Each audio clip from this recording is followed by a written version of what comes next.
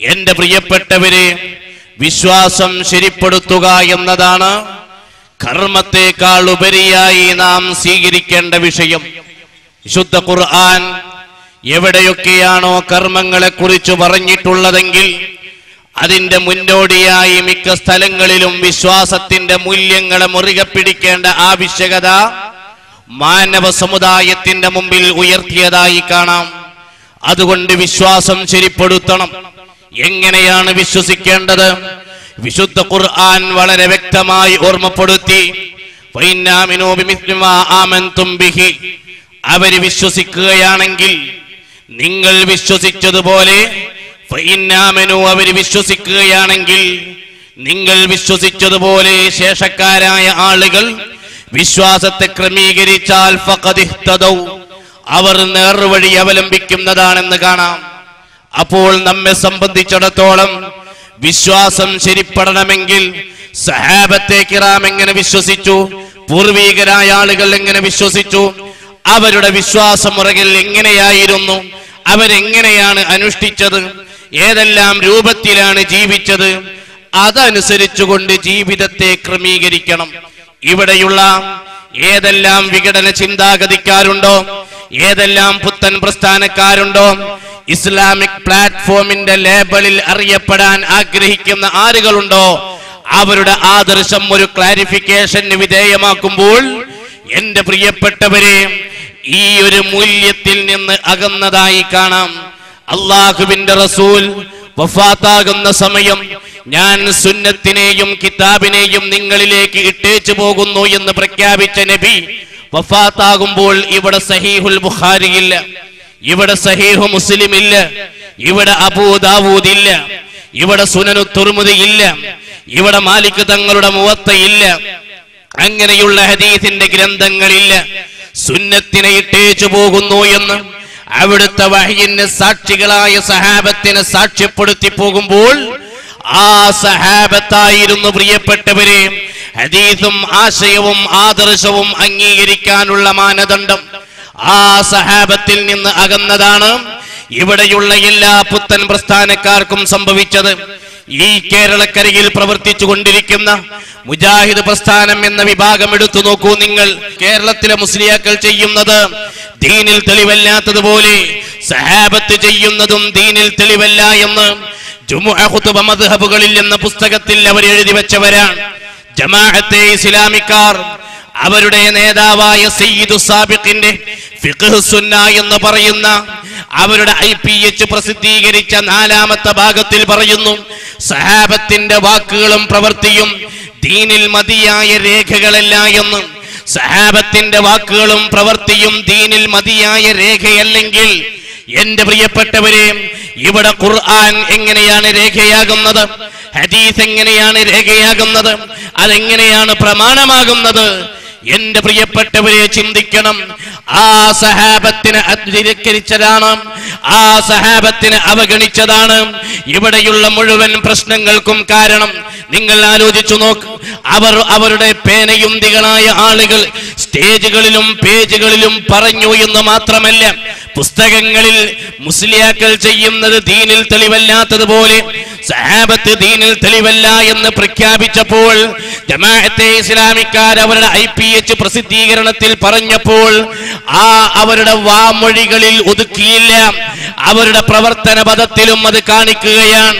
സഹാബത്തെ കിറാം വെള്ളിയാഴ്ച 2 വാങ്ക് വിളിച്ചപ്പോൾ സഹീഹുൽ ബുഖാരി അത് റിപ്പോർട്ട് ചെയ്തപ്പോൾ മുജജമുകൾ മുഴുവനും അംഗീകരിക്കുന്ന ഇബ്നു തൈമിയ്യ, ആ ഇബ്നു തൈമിയ്യ വരെ അത് മുസ്ലിമീങ്ങളുടെ ഇടയിൽ ഇജ്മാആയി ഏകോപിക്കപ്പെട്ട വ്യക്തമായ സുന്നത്താണ് എന്ന് 2ാം വാങ്കിനെ കുറിച്ച് പ്രഖ്യാപിക്കുമ്പോൾ അന്ന് ഉസ്മാൻ ഇബ്നു അഫ്ഫാൻ തങ്ങൾ ചര്യയാക്കി വ്യക്തമാക്കി തന്ന ആ 2 വാങ്ക് മസ്ജിദുൽ ഹറാമിലും മസ്ജിദുൻ നബവിയിലും മസ്ജിദുൽ അഖ്സയിലുമുള്ള 2 വാങ്ക്, ഇബ്നു തൈമിയ്യ വരെ പ്രഖ്യാപിച്ച 2 വാങ്ക്, ഉസ്മാൻ ഇബ്നു അഫ്ഫാൻ തങ്ങൾ വ്യക്തമാക്കിയ 2 വാങ്ക്, സഹീഹുൽ ബുഖാരിയിൽ റിപ്പോർട്ട് ചെയ്ത 2 വാങ്ക് എന്തേ ഈ പള്ളിയിൽ നിന്ന് ഒഴിവാക്കിയത്?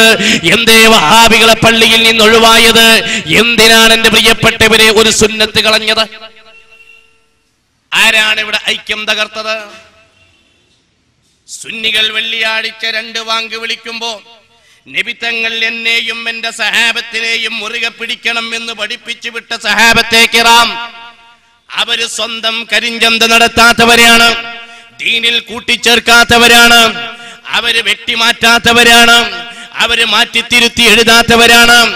എല്ലാം വളരെ വ്യക്തമായി അള്ളാഹുവിന്റെ റസൂലിന്റെ സുന്നത്തിനെ സൂക്ഷ്മതയോടുകൂടെ ജീവിതത്തിൽ പുലർത്തിയിരുന്ന സ്വർഗം കൊണ്ട് ക്ലീൻ സർട്ടിഫിക്കറ്റ് നൽകപ്പെട്ട മഹാന്മാരായ സഹാബത്തെ കിറാമിലെ പ്രമുഖരായ സയ്യിദുനാ ഉസ്മാൻ ഇബ്നു അഫ്ഫാൻ റളിയല്ലാഹു അൻഹു അവിടുന്ന് നടപ്പിൽ വരുത്തിയ അതല്ലെങ്കിൽ ചര്യയായി വ്യക്തമാക്കി തന്ന ബുഖാരി ഉദ്ധരിച്ച ആ ഒരു സംഭവത്തിനെ എന്തുകൊണ്ട് എന്റെ പ്രിയപ്പെട്ടവരെ ജമാഅത്തെ ഇസ്ലാമിക്കാർ തള്ളി? എന്തുകൊണ്ട് മുജാഹിദ് പ്രസ്ഥാനം അവഗണിച്ചു? ഇസ്ലാമും അവരും തമ്മിലുള്ള ബന്ധമാണ് എന്റെ പ്രിയപ്പെട്ടവരെ ഇവിടെ നമുക്ക് വ്യക്തമാകുന്നത്. സഹാബത്തും അവരും തമ്മിലുള്ള ആശയമാണ് നമുക്ക് വ്യക്തമാകുന്നത്. സഹാബത്തും അവരും രണ്ടുപേരും രണ്ട് വിഭാഗവും രണ്ട് റൂട്ടിലൂടെയാണ് സഞ്ചരിക്കുന്നത് എന്നതിന്റെ വ്യക്തമായ രേഖയാണ്. വെള്ളിയാഴ്ചയിലെ ഖുതുബയുടെ വിഷയമാവട്ടെ, വെള്ളിയാഴ്ച ഖുതുബ ഓതുന്ന സമയത്ത് മരം പിടിക്കലാവട്ടെ, വാള് പിടിക്കലാവട്ടെ, വടി പിടിക്കലാവട്ടെ, റമദാനിലെ തറാവീഹ് ആവട്ടെ, ഏത് വിഷയവും അങ്ങനെയാണ്. ഞാനിപ്പോൾ ആ വിഷയത്തിലേക്ക് കടക്കുന്നില്ല. ഏതായിരുന്നാലും സഹാബത്തിന്റെ ആദർശമാണ് സ്വീകരിക്കേണ്ടത്. അത് സുന്നത്ത് ജമാഅത്തിന്റെ ആളുകൾ സ്വീകരിക്കുന്നു. അവരുടെ ജീവിതത്തിലുള്ള മുഴുവൻ പ്രവർത്തനങ്ങൾക്കും സഹാബത്തെ കിറാമിന്റെ ആദരവും സഹാബത്തെ കിറാമിന്റെ പിന്തുണയും സഹാബത്തെ കിറാമിന്റെ ചര്യയും അവരുടെ ആദർശവും അവരുടെ ആശയവും മാതൃകയുണ്ട്. ഒരു സുന്നിയോട് നിങ്ങൾ എന്തിനാണ് തലപ്പാവ് ധരിക്കുന്നതെന്ന് ചോദിച്ചാൽ അള്ളാഹുവിന്റെ റസൂല് തലപ്പാവ് ധരിച്ചിരുന്നു എന്ന് കാണാം. അതുപോലെ എന്തിനാണ് തലപ്പാവും തൊപ്പിയും ധരിക്കുന്നത് എന്ന് ചോദിച്ചാൽ സഹാബത്തെ കിറാം ആ സംസ്കാരം സ്വീകരിച്ചിരുന്നു എന്ന് കാണാം. നിസ്കരിക്കുന്ന സമയത്ത് തലപ്പാവുണ്ടായിരിക്കുക എന്നത് തൊപ്പിയുണ്ടായിരിക്കുക എന്നതും വളരെയധികം ആവശ്യവും പുണ്യവും ഉത്തമവുമായ കാര്യമാണെന്ന് ജമാഅത്തെ ഇസ്ലാമിക്കാർ എഴുതി വെച്ചതായി കാണാം. ജമാഅത്തുകാരന്റെ പള്ളിയിൽ പോയി നോക്കൂ നിങ്ങൾ, പല ഇമാമുകളുടെ തലയുടെ പുറത്തും ഉള്ളിലും ഒന്നും കാണൂല. അതുപോലെ അവിടെ നിസ്കരിക്കുന്ന ഭൂരിഭാഗം ആളുകൾക്കും കാണൂല. ജമാഅത്തെ ഇസ്ലാമിക്കാരുടെ IPH പ്രസിദ്ധീകരിച്ച പുസ്തകമാണ് എന്റെ കയ്യിൽ. നമസ്കാരം എന്ന് പറഞ്ഞ് മുഹമ്മദ് അബുൽ ജലാൽ എന്ന് പറയുന്ന ഒരു വ്യക്തി എഴുതിയ പുസ്തകം, അവരുടെ മദ്രസകളിലും ക്ലാസുകളിലും പഠിപ്പിക്കപ്പെടുന്ന പുസ്തകം.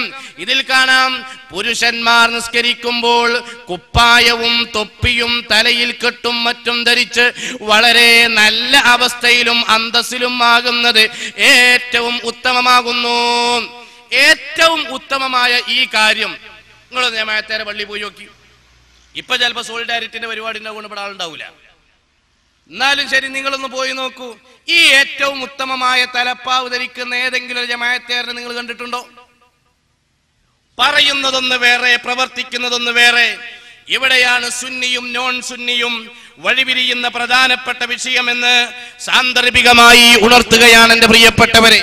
ഞാൻ പറഞ്ഞു വന്നത്, സുന്നത്ത് ജമാഅത്തിന്റെ ഏതേത് പ്രവർത്തകന്മാർ, ഏതേത് ആളുകൾ ഏതേത് കാര്യങ്ങൾ നിർവഹിക്കുന്നുണ്ടോ സഹാബത്തെ കിറാമിന്റെ ആദർശത്തിൽ കാണാം. എന്നാൽ ഇവിടെ ഒരുപാട് വിഘടന ചിന്താഗതിക്കാർ വന്നു. ഉത്തമ നൂറ്റാണ്ടിൽ നബി സല്ലല്ലാഹു അലൈഹി വസല്ലമ തങ്ങളുടെ കാലഘട്ടത്തിൽ തുടക്കം കുറിച്ച ഖവാരിജി വിഭാഗം വ്യവസ്ഥാപിതമായി അലി ഇബ്നു അബീ ത്വാലിബ് റളിയല്ലാഹു അൻഹുവിന്റെ കാലഘട്ടത്തിൽ ഇവിടെ വന്നപ്പോൾ അവരുടെ ആദർശം എന്തായിരുന്നു? ആ മക്ക മുശ്രിക്കുകളുടെ പേരിൽ അവതരിച്ച ആയത്ത് സത്യവിശ്വാസികളുടെ മേൽ ആരോപിച്ചുകൊണ്ട് സത്യവിശ്വാസികളെ മുശ്രിക്കാക്കുക എന്ന ഏർപ്പാട് ജമാഅത്തുകാർ ചെയ്യുന്നു. പരലോകം ഖുർആനിൽ എന്ന പുസ്തകത്തിൽ മുജാഹിദുകൾ ചെയ്യുന്നു. അവരുടെ പുസ്തകങ്ങളിലും സ്റ്റേജുകളിലും പേജുകളിലും ഒക്കെ വളരെ വ്യക്തമാണ്. ഞാൻ ആ വിഷയത്തിലേക്ക് കടക്കുന്നില്ല.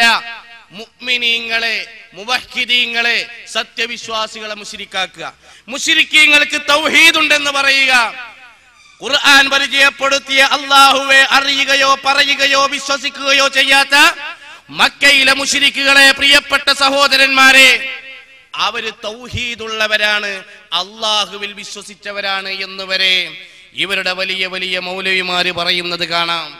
ബാലുശ്ശേരി മൗലവി എന്ന് പറയുന്ന മൗലവി, അദ്ദേഹം പറയുന്നത് നോക്കൂ. പല പണ്ഡിതന്മാരായ ആളുകളും മക്കയിലെ മുശ്രിക്കുകൾക്ക് അള്ളാഹുവിൽ വിശ്വാസം ഉണ്ടായിരുന്നില്ല എന്ന് ജൽപ്പിക്കുന്നവരാണ് പല ആളുകൾ. എന്ത് വിരോധാഭാസം! പോസ്റ്റിംഗ് കാലി എന്ന് പറയുന്ന മാതിരിയാണ് മുശ്രിക്ക് അള്ളാഹുവിൽ വിശ്വാസമല്ല എന്ന് പറയും. മുശ്രിക്ക് ആകണമെങ്കിൽ അള്ളാഹുവിൽ വിശ്വസിക്കണം. എങ്ങനെ ഒരാൾ മുശ്രിക്കാന്ന് പറയണമെങ്കിൽ അയാൾ അള്ളാഹുവിൽ വിശ്വസിക്കണം. അള്ളാഹുവിൽ വിശ്വസിക്കാത്ത മുശ്രിക്കാവൂല, ഓ നിരീശ്വരവാദിയാവുള്ളൂ. അള്ളാഹുവെ വിശ്വസിക്കാത്തവൻ മുശ്രിക്കാവൂല, നിരീശ്വരവാദിയാവുള്ളൂ. നിരീശ്വരവാദി പറയണമെങ്കിൽ ഈശ്വരൻ തന്നെയല്ല എന്ന് പറയണം. കുറെ ഇലാഹുകൾ ഈശ്വരന്മാരുണ്ട് എന്ന് പറഞ്ഞാൽ എന്റെ പ്രിയപ്പെട്ടവരെ, അവർ അള്ളാഹുവിൽ വിശ്വസിച്ചിട്ടില്ലെങ്കിലും അവർ മുശ്രിക്കുകൾ തന്നെയാണ്. അള്ളാഹുവെ വിശ്വസിക്കണം എന്ന തൗഹീദിന്റെ സന്ദേശവുമായി കർമ്മരംഗത്തിറങ്ങിയ ഖലീലുല്ലാഹി ഇബ്രാഹിം നബി അലൈഹിസ്സലാമിന്റെ സമൂഹത്തോട് പടച്ച തമ്പുരാനെ കിഴക്ക് നിന്ന് സൂര്യനെ പടിഞ്ഞാറോട്ട് ഉദിപ്പിക്കുകയും പടിഞ്ഞാറ് അസ്തമിപ്പിക്കുകയും ചെയ്യുന്ന അള്ളാഹുവിൽ വിശ്വസിക്കണം എന്ന് പറഞ്ഞപ്പോ ആ ധിക്കാരികളായ ആളുകൾ നിഷേധിച്ച സമയത്ത് അവരെ കുറിച്ച് ഖുർആൻ പറഞ്ഞത് മുശ്രിക്കുകൾ എന്നാണ്. അള്ളാഹുവെ പറയുകയോ അറിയുകയോ ചെയ്യാത്ത പരക്കോടി പ്രതിഷ്ഠയെ ആരാധനാപാത്രങ്ങളായി കണ്ടിരുന്ന മുശ്രിക്കുകളായ ആളുകൾ അവരാരാധിച്ചതിനെ ശിർക്ക് എന്നാണ് പരിചയപ്പെടുത്തിയത്. എന്റെ പ്രിയപ്പെട്ടവരെ, മക്കയിലെ മുശ്രിക്കുകൾ അള്ളാഹുവിൽ വിശ്വസിക്കുന്നവരായിരുന്നു എന്നാ പറഞ്ഞത്. ഒന്ന്. രണ്ട്, മുശ്രിക്കാവണമെങ്കിൽ അള്ളാഹുവിൽ വിശ്വസിക്കണം, എന്നാലേ മുശ്രിക്കാവൂ എന്നാണ്. രണ്ടാമത് പറഞ്ഞത് വിഡ്ഢിത്തമാണ്. അങ്ങനെയല്ലാത്തവരെയും മുശ്രിക്കാക്കിയതായി ഒരുപാട് കാണാവുന്നതാണ്. ഇനി മക്കയിലെ മുശ്രിക്കുകളെ കുറിച്ച് എന്താണ് സുന്നികൾ വിശ്വസിക്കേണ്ടത്? അവര് ഹജ്ജ് ചെയ്യുകയോ അവര് നിസ്കരിക്കുകയോ അവര് വ്യഗ്നരായി തവാഫ് ചെയ്യുകയോ അവര് നേർച്ചയാക്കുകയോ അവര് എന്തോ ചെയ്യട്ടെ, അവരുടെ ഇബാദത്തിനെ സംബന്ധിച്ചിടത്തോളം ഖുൽ യാ അയ്യുഹൽ കാഫിറൂന ലാ അഅബുദു മാ തഅബുദൂൻ വലാ അൻതും അഅബിദൂന മാ അഅബുദു വലാ അന അഅബിദു മാ അഅബതും വലാ അൻതും അഅബിദൂന മാ അഅബുദു.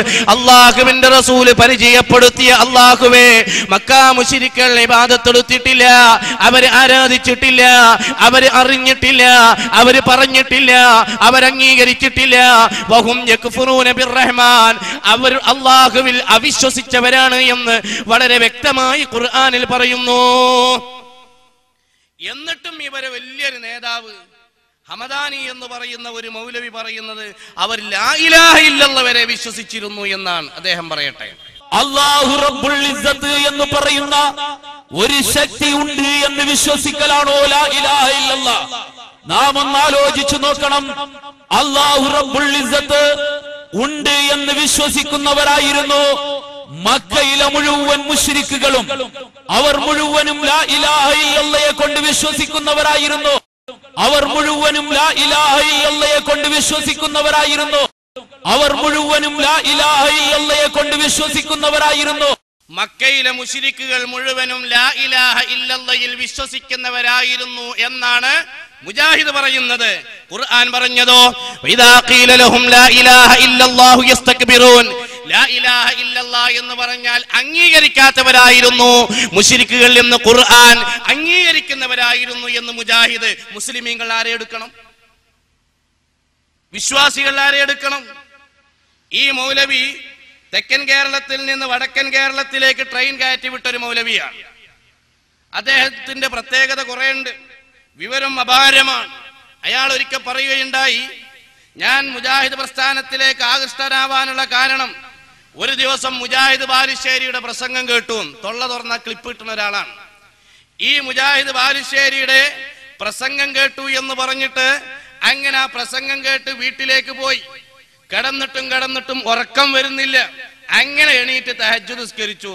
തഹജ്ജുദ് നിസ്കരിക്കണമെങ്കിൽ ഉറങ്ങണ്ടേ? തഹജ്ജുദ് നിസ്കാരം ചെയ്യാൻ ആദ്യം ഉറങ്ങണ്ട. അപ്പൊ ഉറങ്ങാൻ കിടന്നിട്ട് ഉറക്കം വരായിട്ട് എണീറ്റ് തഹജ്ജുദ് നിസ്കരിച്ചു. ഒരു 10 കിതാബ് ഒറ്റവട്ടം ഓതിയ വിവരം പോലും ഇല്ലാത്ത മൗലവിമാര്. ഈ മൗലവിമാരെയാണ് തൊപ്പിടിച്ച് എവിടുന്നോ കൊണ്ടുവന്ന് എഴുന്നള്ളിപ്പിക്കുന്നത്. എന്നിട്ടാണ് അവരെ ഈ രംഗത്ത് കൊണ്ടുവരുന്നത്. എന്റെ പ്രിയപ്പെട്ടവരെ, ഞാൻ പറഞ്ഞു വന്നത്, അവര് മക്കയിലെ മുശ്രിക്കുകളെ മുവഹിദുകളാക്കുന്നു. മുവഹിദുകളായ സുന്നികളെ അവര് മുശ്രിക്കുകളാക്കുന്നു. അല്ലാഹുവിന്റെ റസൂൽ എവിടുന്ന് പറഞ്ഞു? നബി സല്ലല്ലാഹു അലൈഹി വസല്ലമ തങ്ങൾ വിശദീകരിച്ചു. അവസാന കാലഘട്ടത്തിൽ ഒരു വിഭാഗം വരാനുണ്ട്. ഇന്നി അതഖവ്വഫകും, ഞാനിതാ നിങ്ങൾക്ക് മുന്നറിയിപ്പ് നൽകുകയാണ്. റജുലൻ, ഒരു വ്യക്തിയെ കുറിച്ച്, യഖ്റഉൽ ഖുർആൻ, അവൻ ഖുർആൻ ക്ലാസ് നടത്തും, ഖുർആൻ ഓതുന്നതാണ്. ഹത്താ റുഇയ ബഹ്ജതുഹു, അതിന്റെ സ്വാധീനം അവനിൽ പ്രകടമായാൽ, അവനിങ്ങനെ കുറച്ചൊക്കെ ആയത്തും ഹദീസും ഒക്കെ ഇങ്ങനെ തുണ്ടം പറയാൻ തുടങ്ങിയാൽ, അവന്റെ സതീർത്ഥനായ സഹകാരിയായ കൂട്ടുകാരായ അയൽക്കാരനായ വ്യക്തിയെ കൊള്ളേ ശിർക്കാരോപണമായി ശിർക്കാരോപണം നടത്തുന്ന ഒരു വിഭാഗം കാലത്തിന്റെ ഗതിവിഗതികൾക്ക് മാറ്റം വരുന്ന സമയത്ത് ഈ ലോകത്ത് വരാനുണ്ടെന്ന് പറയുമ്പോ സുന്നികൾ ആരെയും മുശ്രിക്കാക്കിയിട്ടില്ല, ജമാഅത്തുകാരനാണ് മുശ്രിക്കാക്കിയത്. അതുപോലെ വഹാബികളാണ് മുശ്രിക്കാക്കിയത്. അത് നാം ഇവിടെ കണ്ടുകൊണ്ടിരിക്കുകയാണ്. നബി സല്ലല്ലാഹു അലൈഹി വസല്ലമ തങ്ങൾ പറഞ്ഞു, ഒരിക്കലും ഇന്നി ലസ്തു ഖാഫു അൻ തുശ്രികൂ, ഞാൻ നിങ്ങൾ ശിർക്ക് വെക്കുന്നതിനെ ഭയപ്പെടുന്നില്ല. ഇവിടെ മദ്യപാനം വർദ്ധിക്കുന്നത് നബി തങ്ങൾ പറഞ്ഞിട്ടുണ്ട്, വ്യഭിചാരം വർദ്ധിക്കുമെന്ന് നബി തങ്ങൾ പറഞ്ഞിട്ടുണ്ട്. അതുപോലെ സാമ്പത്തികമായ പളവളപ്പുകളും പ്രതാപവും ഫിനാൻഷ്യൽ രംഗത്തെ ഇംപ്രൂവ്മെന്റും നബി തങ്ങൾ പ്രവചിച്ചിട്ടുണ്ട്. എല്ലാം പ്രവചിച്ച നബി തങ്ങൾ പറയുന്നു, നിങ്ങൾ ശിർക്ക് വെക്കുന്നതിന് ഞാൻ ഭയപ്പെടുന്നില്ല എന്ന്. കഴിഞ്ഞില്ല. പാരത്രിക ലോകത്ത് ശഫാഅത്ത് ചോദിച്ച് ആളുകൾ നെട്ടോട്ടമോടുമ്പോൾ ആദ്യമായി ആദം നബി അലൈഹിസ്സലാമിനെയും പിന്നെ നൂഹ് നബി അലൈഹിസ്സലാമിനെയും അവിടുന്ന് ഇബ്രാഹിം നബി അലൈഹിസ്സലാമിലേക്കും ഇങ്ങനെ മടങ്ങി ഓരോ ആളുകൾ പറയുന്നതനുസരിച്ച് പോവുക. അങ്ങനെ പോകുന്ന സമയത്ത് ഓരോ ആളുകളും ഓരോ വിഷയം പറയുന്നുണ്ട്. ഈസാ നബി അലൈഹിസ്സലാം എന്താണ് പറയുന്നത്? ഇന്നി ഉബിത്തു മിൻ ദൂനില്ലാ വലാകിൻ ഇഗ്തു മുഹമ്മദാ, ഞാൻ അല്ലാഹുവിനെ കൂടാതെ ഇബാദത്തെടുക്കപ്പെട്ടവരിൽപ്പെട്ടവരാണ്. എന്നെ കുറെ ആളുകൾ പ്രതിമയുണ്ടാക്കി ആരാധിച്ചിട്ടുണ്ട്, യേശു ക്രിസ്തു എന്ന് പറഞ്ഞുകൊണ്ട് ഇബാദത്തെടുത്തിട്ടുണ്ട്. വലാകിൻ അതില്ലാത്തത് മുഹമ്മദ് നബി സല്ലല്ലാഹു അലൈഹി വസല്ലമ തങ്ങളാണ്. മുഹമ്മദ് നബി ഇസ്തിഗാസ നടത്തിയിട്ടുണ്ടോ? ഉണ്ട്. എന്ന് മുതൽ സഹാബത്തെ കിറാം മുതൽ ഇന്ന് വരെയുള്ള കാലയളവിൽ ഓരോ നൂറ്റാണ്ടുകളിലെയും എന്റെ പ്രിയപ്പെട്ടവരെ, സഹാബത്തെ കിറാമും താബികളും മുൻഗാമികളൊക്കെ നബി തങ്ങളെ വിളിച്ച് സഹായം ചോദിച്ചതിന് ഒരുപാട് രേഖകളുണ്ട്. ഇബ്നു ഉമർ തങ്ങൾ ചോദിച്ചതുണ്ട്, ഉമർ ബിൻ ഖത്താബ് തങ്ങളുടെ കാലത്തുണ്ടായതുണ്ട്, അബൂ ഹനീഫ ഇമാം ചോദിച്ചതുണ്ട്, ഷാഫി ഇമാം ചോദിച്ചതുണ്ട്. ഇതൊക്കെ ഉണ്ടായിട്ട് നബി തങ്ങൾ പറയുന്നു, ഈസാ നബി ഇങ്ങനെ പറയും. എന്താ പറയാ? ഞാൻ മഅബൂദായിട്ടുണ്ട്, വലാകിൻ ഇഗ്തു മുഹമ്മദാ, മുഹമ്മദ് നബി സല്ലല്ലാഹു അലൈഹി വസല്ലമ തങ്ങൾക്ക് അതുണ്ടായിട്ടില്ല. നബിയെ ആരും മഅബൂദാക്കിയിട്ടില്ല, ഇസ്തിഗാസ നടത്തിയിട്ടുണ്ട്. ഇസ്തിഗാസ ഇബാദത്തല്ല എന്നർത്ഥം. അപ്പോൾ ഒന്നാമതായി വേണ്ടത് ഈ ശിർക്കാരോപണത്തിന്റെ വിഷയം തിരിച്ചറിയലാണ്. മുശ്രിക്കുകളെ മുവഹ്ഹിദുകളാക്കുന്ന അവസ്ഥയിൽ നിന്ന് മാറി നിൽക്കലാണ്. ഇനിയോ ഒരാൾ അംഗീകരിക്കേണ്ട രണ്ടാമത്തെ ആദർശവാക്യം, വശ്ഹദു അന്ന മുഹമ്മദർ റസൂലുള്ളാഹ്, മുഹമ്മദ് നബി സല്ലല്ലാഹു അലൈഹി വസല്ലമ തങ്ങൾ അല്ലാഹുവിന്റെ ദൂതനാണ്, അല്ലാഹുവിന്റെ റസൂലാണെന്ന് അംഗീകരിക്കണം. അവിടുത്തെ വാക്കുകളും പ്രവൃത്തികളും ദീനിൽ തെളിവാണ്. അവിടുന്ന് ആദരിക്കപ്പെടേണ്ടവരാണ്. അവിടുത്തെ കേശം ബഹുമാനിക്കപ്പെടേണ്ടതാണ്. അവിടുത്തെ വയർപ്പ് മഹത്വമുള്ളതാണ്. അവിടുത്തെ എല്ലാം പ്രത്യേകതയുള്ളതാണ്. ഈ തിരിച്ചറിവന്റെ പ്രിയപ്പെട്ടവരെ വേണം. നബി സല്ലല്ലാഹു അലൈഹി വസല്ലമ തങ്ങളെ അംഗീകരിക്കണം. ഇവിടെ ഒരുപാട് ആളുകൾ പരാജയപ്പെടാനുള്ള കാരണം എന്താണ്? നബി തങ്ങളെ അവഗണിച്ചതാ. യഫൂസു ബിഹി മൻ ഫാസ ഇസ്സൽ ലിദീനിഹി വയസ്ഖാ ബിഹിൽ ഗാവി ശഖിയുൽ മുളല്ലലു ഫരിഖാനി മിൻഹാ ഫിർഖത്തും ബി ജനബിഹി വഉഖറാ بأغلال ഒരു വിഭാഗം ആളുകൾ സ്വർഗത്തിലേക്ക് എത്തപ്പെടാനുള്ള കാരണം ഹബീബായ നബി തങ്ങളെ ബഹുമാനിച്ചതാണ്, പരിഗണിച്ചതാണ്, ആദരിച്ചതാണ്. എന്നാൽ നരകത്തിന്റെ അപജയത്തിന്റെ ആഴിയിലേക്ക് അണ്ടിറങ്ങാൻ കാരണമായ വിഷയം എന്താണ്? നബി തങ്ങളെ അവഗണിച്ചതാ, അവിടുത്തെ അനാദരിച്ചതാ. ലോകത്ത് അമ്പിയാക്കളുടെ വിഷയത്തിൽ ജനങ്ങൾ 4 രൂപത്തിലാണ്. ആരൊക്കെയാണ് ആ 4 വിഭാഗം? ആരാധിച്ചവർ ആ കൂട്ടത്തിലുണ്ട്, അനാദരിച്ചവർ ആ കൂട്ടത്തിലുണ്ട്, ആദരിച്ചവർ ആ കൂട്ടത്തിലുണ്ട്, നിഷേധിച്ചവർ ആ കൂട്ടത്തിലുണ്ട്.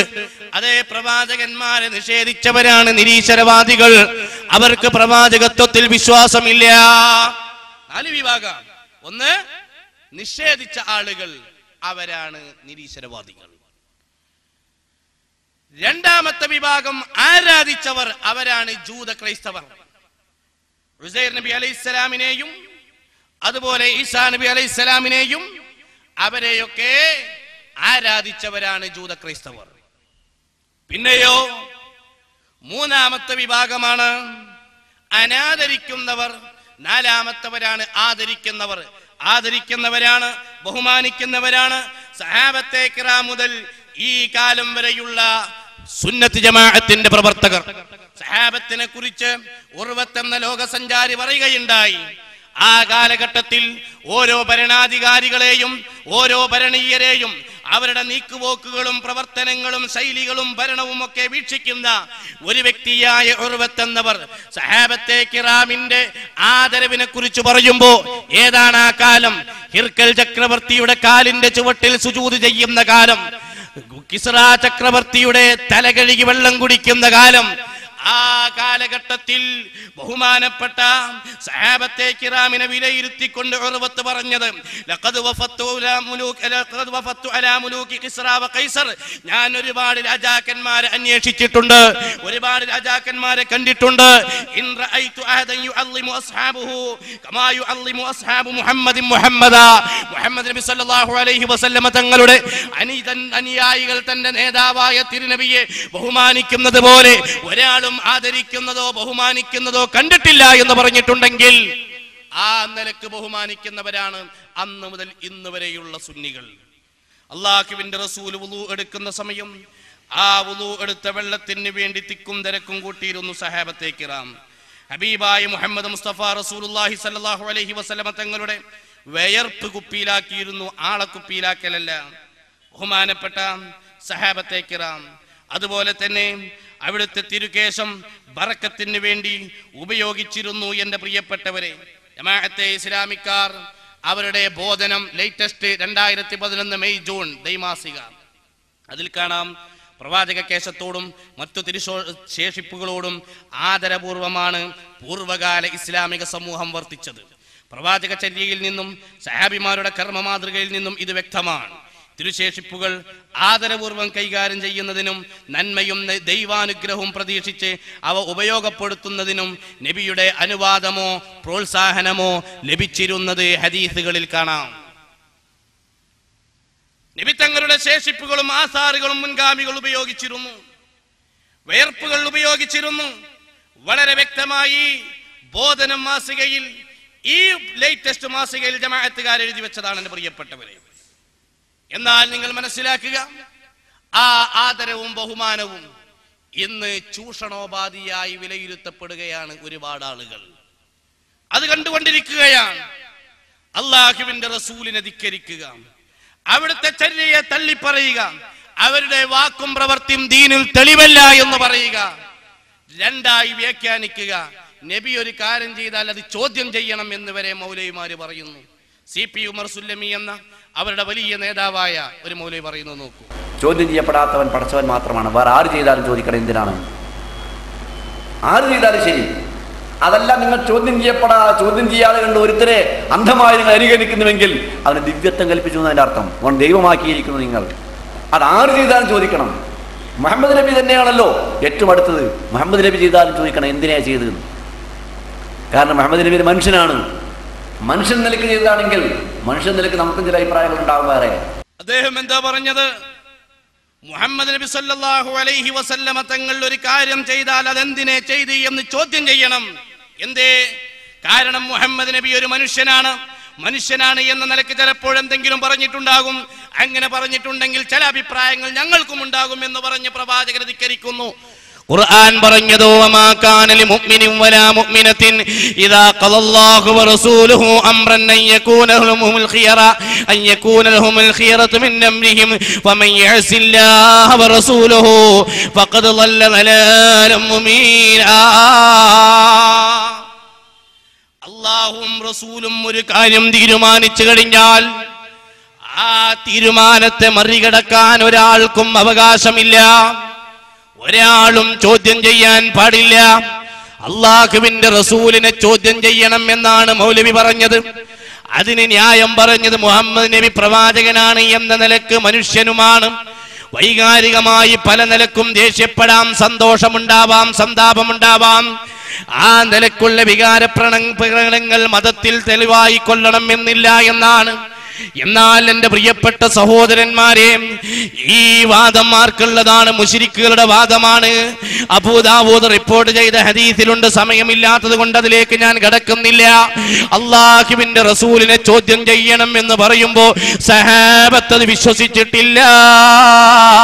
അല്ലാഹുവിന്റെ റസൂൽ നടക്കുന്ന സമയത്ത് ആരോടെങ്കിലും പുഞ്ചിരിച്ചിട്ടുണ്ടെങ്കിൽ നബി തങ്ങൾ ചിരിച്ച സ്ഥലത്തെത്തുമ്പോ ആരുമില്ലെങ്കിലും ചിരിച്ചവരാണ് സഹാബത്ത്. ഒരുപാട് ഹദീസിന്റെ കിതാബുകളിൽ കാണാം.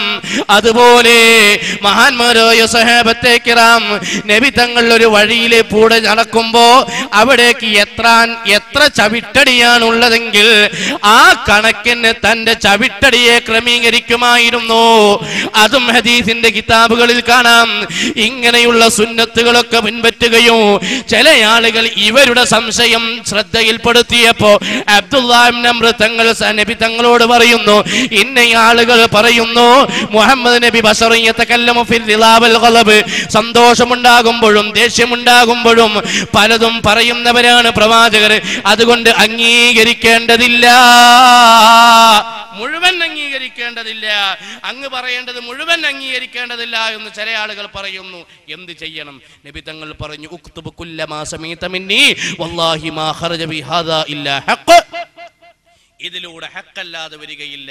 അതുകൊണ്ട് തന്നെ മുഴുവനും എഴുതി വെക്കാൻ നബി തങ്ങൾ നിർദ്ദേശിക്കുന്നു. അതിന് എതിരെ മുജാഹിദ് പ്രസ്ഥാനം ശബ്ദിക്കുന്നു. ഇവിടെയാണ് സുന്നികളും നോൺ സുന്നികളും തമ്മിലുള്ള മാറ്റം.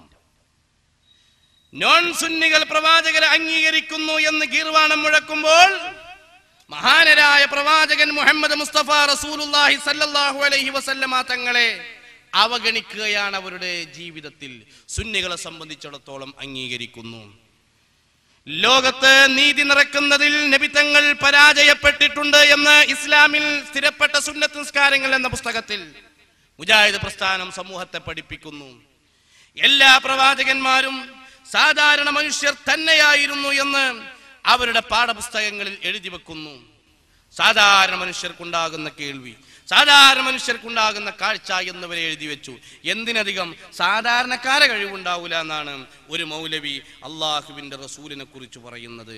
നിങ്ങൾ നോക്കൂ, അബ്ദുസ്സലാം സുലമി പറയുന്നത്. അദ്ദേഹം പറയട്ടെ, നൂറുകണക്കിന് സംഭവത്തിരിക്കാതെ നമുക്ക് വേണമെങ്കിൽ അസാധാരണക്കാരന് സാധാരണ കഴിവുള്ളൂ എന്നതിന് സാധാരണക്കാരന്റെ കഴിവില്ല എന്ന് വേണമെങ്കിൽ സമർത്ഥിക്കാൻ സാധിക്കും. മുഹമ്മദ് ഒരിക്കൽ നിസ്കരിക്കുക, ചെരുപ്പിട്ടാണ് നിസ്കരിക്കുന്നത്. നിസ്കാരം കുറെ ആയപ്പോൾ നബി ചെരുപ്പ് വാരി എറിഞ്ഞ് സഹാബത്തും ഊരി എറിഞ്ഞ്. നിസ്കാര ശേഷം എന്താണെന്ന് ചോദിച്ചു. നബിസാസം പറഞ്ഞ്, എനിക്ക് പഠിച്ചോ വഹി ഇറക്കി ആ ചെരുപ്പിന് ചുവട്ടില നജസ് ഉണ്ട് എന്നുള്ളത്. നജസ് ഉണ്ട്, അതുകൊണ്ട് ഞാൻ എറിഞ്ഞതാണ്, എന്തിനെങ്കിലും എറിഞ്ഞോ ചോദിച്ചു. അപ്പൊ നബി ഇത്തിബാ ചെയ്യാൻ വേണ്ടി ചെയ്തതാണെന്ന് അറിഞ്ഞു. അപ്പൊ ഞാൻ പറഞ്ഞോണ്ട് ചെരുപ്പിന്റെ താഴെ നജസ് വരെ മുഹമ്മദ് നബിക്ക് അറിയാൻ സാധിച്ചോ? പക്ഷെ നിങ്ങൾക്ക് ചിലപ്പോൾ അറിയാൻ സാധിച്ചു വരും. എങ്ങനെയെങ്കിലും മാസനെ അല്ലെങ്കിൽ എന്തൊക്കെ ഇതോ നോക്കിയിട്ട് മുഹമ്മദ് നബി സല്ലല്ലാഹു അലൈഹി വസല്ലമ തങ്ങൾക്ക് സാധാരണക്കാരെ കഴിവും ഇല്ല എന്നാണ് അദ്ദേഹം സമർത്ഥിക്കാൻ ശ്രമിക്കുന്നത്. ഇയാള് ഭയങ്കരാണ് ആള്. മാർക്കം ചെയ്യൽ, ഖിത്താൻ, കട്ടിങ് നിർബന്ധമാണ് എന്ന വാദം പിഴച്ച വാദമാണ് എന്ന് അദ്ദേഹത്തിന് വാദമുണ്ട്. ഒരു കുഞ്ഞ് ജനിച്ചാൽ വലതു ചെവിയിൽ വാങ്ങും, ഇടതു ചെവിയിൽ ഇഖാമത്ത് കൊടുക്കുകയും ചെയ്യുന്നത് നരകത്തിലേക്കുള്ള ഏർപ്പാട് എന്ന് അദ്ദേഹം പറയുന്നുണ്ട്.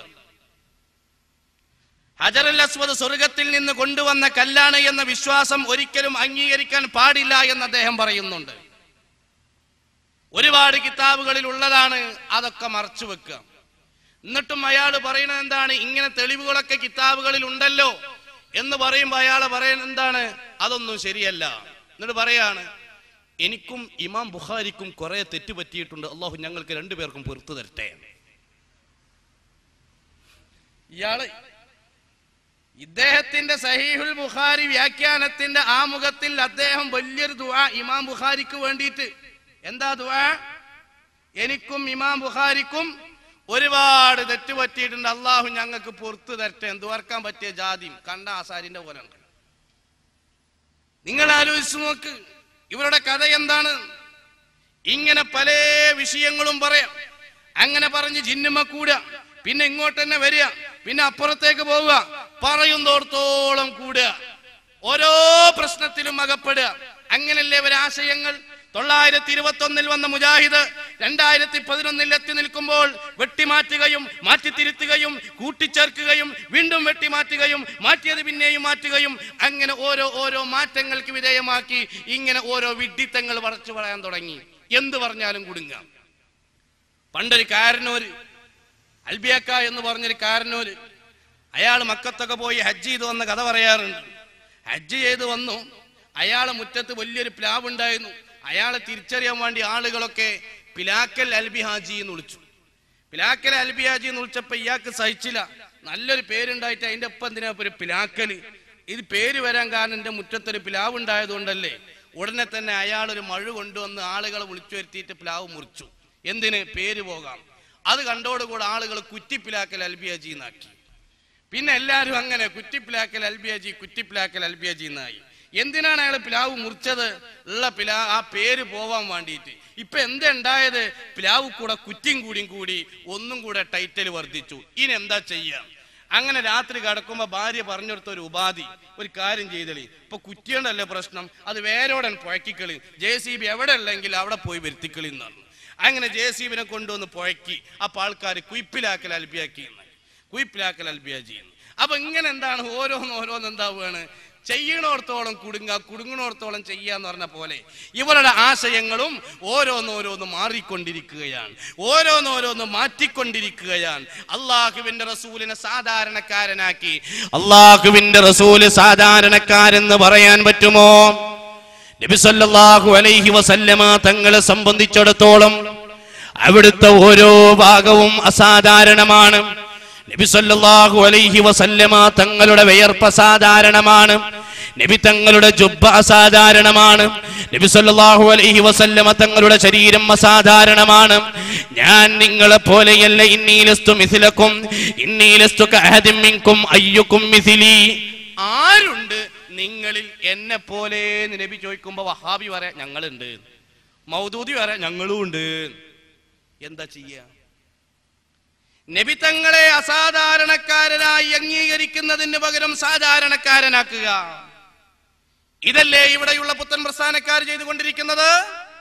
എന്റെ പ്രിയപ്പെട്ട സഹോദരന്മാരെ, ഹബീബായ മുഹമ്മദ് മുസ്തഫ നബി സല്ലല്ലാഹു അലൈഹി വസല്ലമ തങ്ങൾ അസാധാരണ വ്യക്തിത്വമാണ് എന്നതിന് വ്യക്തമായ രേഖകൾ സഹീഹുൽ ബുഖാരിയിലും സഹീഹ് മുസ്ലിമിലും വിശുദ്ധ ഖുർആനിലും ഒരുപാടുണ്ട്. സമയമില്ലാത്തത് കൊണ്ട് ഞാൻ അതിലേക്ക് കടക്കുന്നില്ല.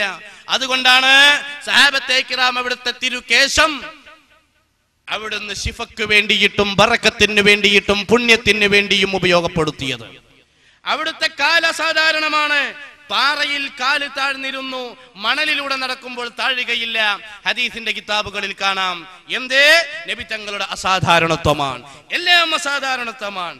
അങ്ങനെയുള്ള അസാധാരണം ഓരോ അവയവങ്ങളുടെയും അസാധാരണത്വം വിവരിക്കുന്ന സ്ഥലത്ത് നബി സല്ലല്ലാഹു അലൈഹി വസല്ലമ തങ്ങളുടെ നാസികയുടെ അഥവാ നമ്മുടെയൊക്കെ മൂക്ക്, ഈ മൂക്കിന്റെ അസാധാരണത്വം വിവരിക്കാനാണ് അയാൾ ഉദ്ധരിച്ച സംഭവം ഇമാമുകൾ കിതാബിൽ ഉദ്ധരിക്കുന്നത്.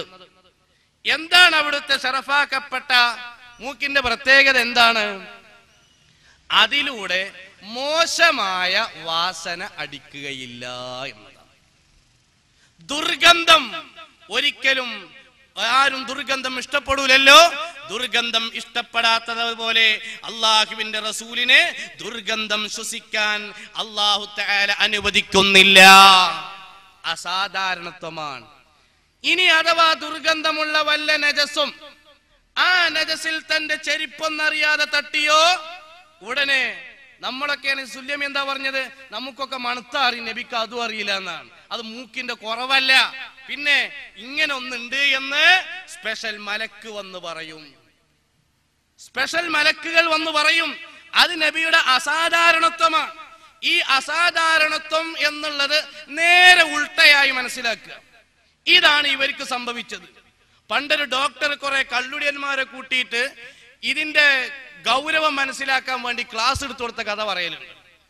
കുറെ പറഞ്ഞിട്ട് ഇവർക്ക് തിരിയണില്ല. കാരണം ഒക്കെ കിക്കിലാണ്, ഏതോ ലോകത്താണ്.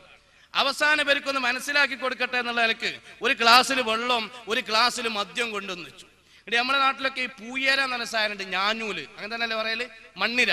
ഇതിനെടുത്തിട്ട് ഈ വെള്ളത്തിൽ ഇട്ട് കൊടുത്തു, അതിനൊന്നും പറ്റിയില്ല. എന്നിട്ട് അതിനെടുത്തിട്ട് ഈ മദ്യത്തിലിട്ടപ്പോ അത് നുരുമ്പിയാണ് പോയി, ചത്തുപോയി. കള്ളുടിയന്മാരോട് ചോദിച്ചു, നിങ്ങൾക്ക് എന്തേ മനസ്സിലായി? എല്ലാരും ഉണ്ടാതിരുന്നു. ആഫ് കിക്കിലായ ഒരാൾ പറഞ്ഞു, കള്ളുടിക്കുന്നത് വയറ്റിലെ കൃമി പോകാൻ നല്ലതാണ്. മൂപ്പരിക്ക് തിരിഞ്ഞത് ഇപ്പൊ അതാണ്, വയറ്റിലെ കൃമി പോകാൻ നല്ലതാണ് എന്നാണ് ഓർക്കൊക്കെ മനസ്സിലായത്. വിഷയത്തിന്റെ നേരെ ഉൾട്ട, വിഷയത്തിന്റെ നേരെ ഓപ്പോസിറ്റ്. ഇതാണ് ഇവരെ പോലെയുള്ള ആളുകൾക്ക്, എന്റെ പ്രിയപ്പെട്ട സഹോദരന്മാരെ, സംഭവിച്ചു കൊണ്ടിരിക്കുന്നത്. അതുകൊണ്ട് നമുക്ക് പറയാനുള്ളത്, അള്ളാഹുവിന്റെ റസൂലിനെ സംബന്ധിച്ചും അവിടുത്തെ ജീവിതത്തെ കുറിച്ചും എന്തു വന്നോ അത് അംഗീകരിക്കണം. ആ വന്നതിനെ ധിക്കരിച്ചതാണ് ഇന്ന് എല്ലാ പ്രശ്നങ്ങൾക്കും കാരണം. അത് തിരുകേശ വിമർശനമാവട്ടെ അല്ലാത്തതാവട്ടെ, ഏത് വിഷയവും അങ്ങനെയാണ്. സ്വീകരിക്കേണ്ടത് സ്വീകരിക്കണം, അത് തള്ളിപ്പറഞ്ഞതാണ് പ്രശ്നം. സക്കരിയ സലാഹി ആ വിഷയം പറയുന്നുണ്ട്. 9 ഇട്ടെടുക്കും. സക്കരിയ സലാഹി ആ വിഷയം വിശദീകരിക്കുന്നത് കാണാം. അദ്ദേഹം പറയട്ടെ. അപ്പൊ ഒരു ഹദീസ് നമ്മൾ കേട്ടാൽ നമ്മളെ തള്ളുന്നതിന് മുമ്പ് ആലോചിക്കണം, 14 നൂറ്റാണ്ട് പിന്നിട്ട സമുദായത്തിലാണ് ഞാൻ ജീവിക്കുന്നത്. ഇക്കഴിഞ്ഞ 13 നൂറ്റാണ്ടിലെ മുസ്ലിമീങ്ങൾ ഈ ഹദീസിനെ എങ്ങനെയാണ് സമീപിച്ചത്? അവരിങ്ങനെ പുറംകാല് കൊണ്ട് തട്ടുകയാണോ ചെയ്തത്? അവരൊക്കെ ഈ ഹദീസിന് വല്ല വ്യാഖ്യാനവും പറഞ്ഞിട്ടുണ്ടോ? ഇതൊന്നും ആലോചിക്കാതെ ഓരോരുത്തരും അവനവന്റെ ഇഷ്ടത്തിനനുസരിച്ച് ഹദീസുകളെ തള്ളുകയും കൊള്ളുകയും ചെയ്യുന്ന അവസ്ഥ ഇന്നുണ്ടായിട്ടുണ്ട്. ഇഷ്ടം പോലെ ഹദീസിനെ തള്ളുകയും കൊള്ളുകയും ചെയ്യുന്നൊരവസ്ഥ, പൂർവികരെ തള്ളിപ്പറയുന്നൊരവസ്ഥ ഉണ്ടായിട്ടുണ്ട് എന്നാണ്. കാലത്തിന്റെ കോലം മാറുന്ന സമയത്ത് ഈ ലോകത്ത് സംജാതമാകുന്ന ഒരുപാട് വിഷയങ്ങളിൽ പെട്ടതാണ്. ചില കുപ്രസിദ്ധി നേടിയ മൗലവിമാര് പൂർവീകരായ മഹാരഥന്മാരെ തള്ളിപ്പറയുക. ഞങ്ങൾക്ക് ഷാഫി ഇമാം വേണ്ട, ഞങ്ങൾക്ക് ഹനഫി ഇമാം വേണ്ട, ഞങ്ങൾക്ക് സഹാബത്ത് വേണ്ട, താബിഈകൾ വേണ്ട, പൂർവീകർ വേണ്ട എന്ന് പറഞ്ഞവരെ തള്ളിപ്പറയുന്ന ഒരു കാലഘട്ടം അവസാന കാലഘട്ടത്തിൽ വരുമെന്ന്, കാലത്തിന്റെ ഗതിവിഗതികൾക്ക് മാറ്റം വരുന്ന സമയത്ത് ഇവിടെ സംജാതമാകുന്ന അവസ്ഥയെക്കുറിച്ച് ലോകത്തിന്റെ നേതാവ് സയ്യിദുൽ വറ ഹബീബ് മുഹമ്മദ് മുസ്തഫ അവിടുന്ന് മുന്നറിയിപ്പ് നൽകിയിട്ടുണ്ടെങ്കിൽ അത് കാണുകയാണ്.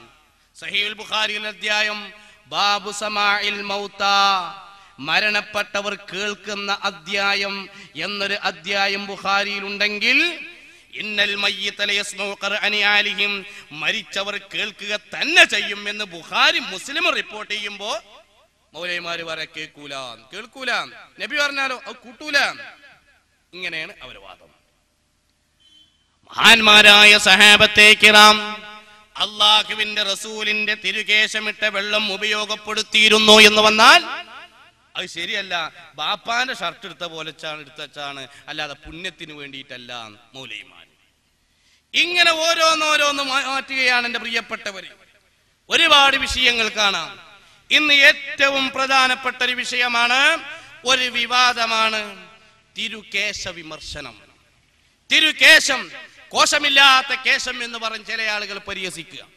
വേറെ ചില മൗലവിമാർക്ക് അതൊന്ന് DNA നടത്തണം എന്നാണ്.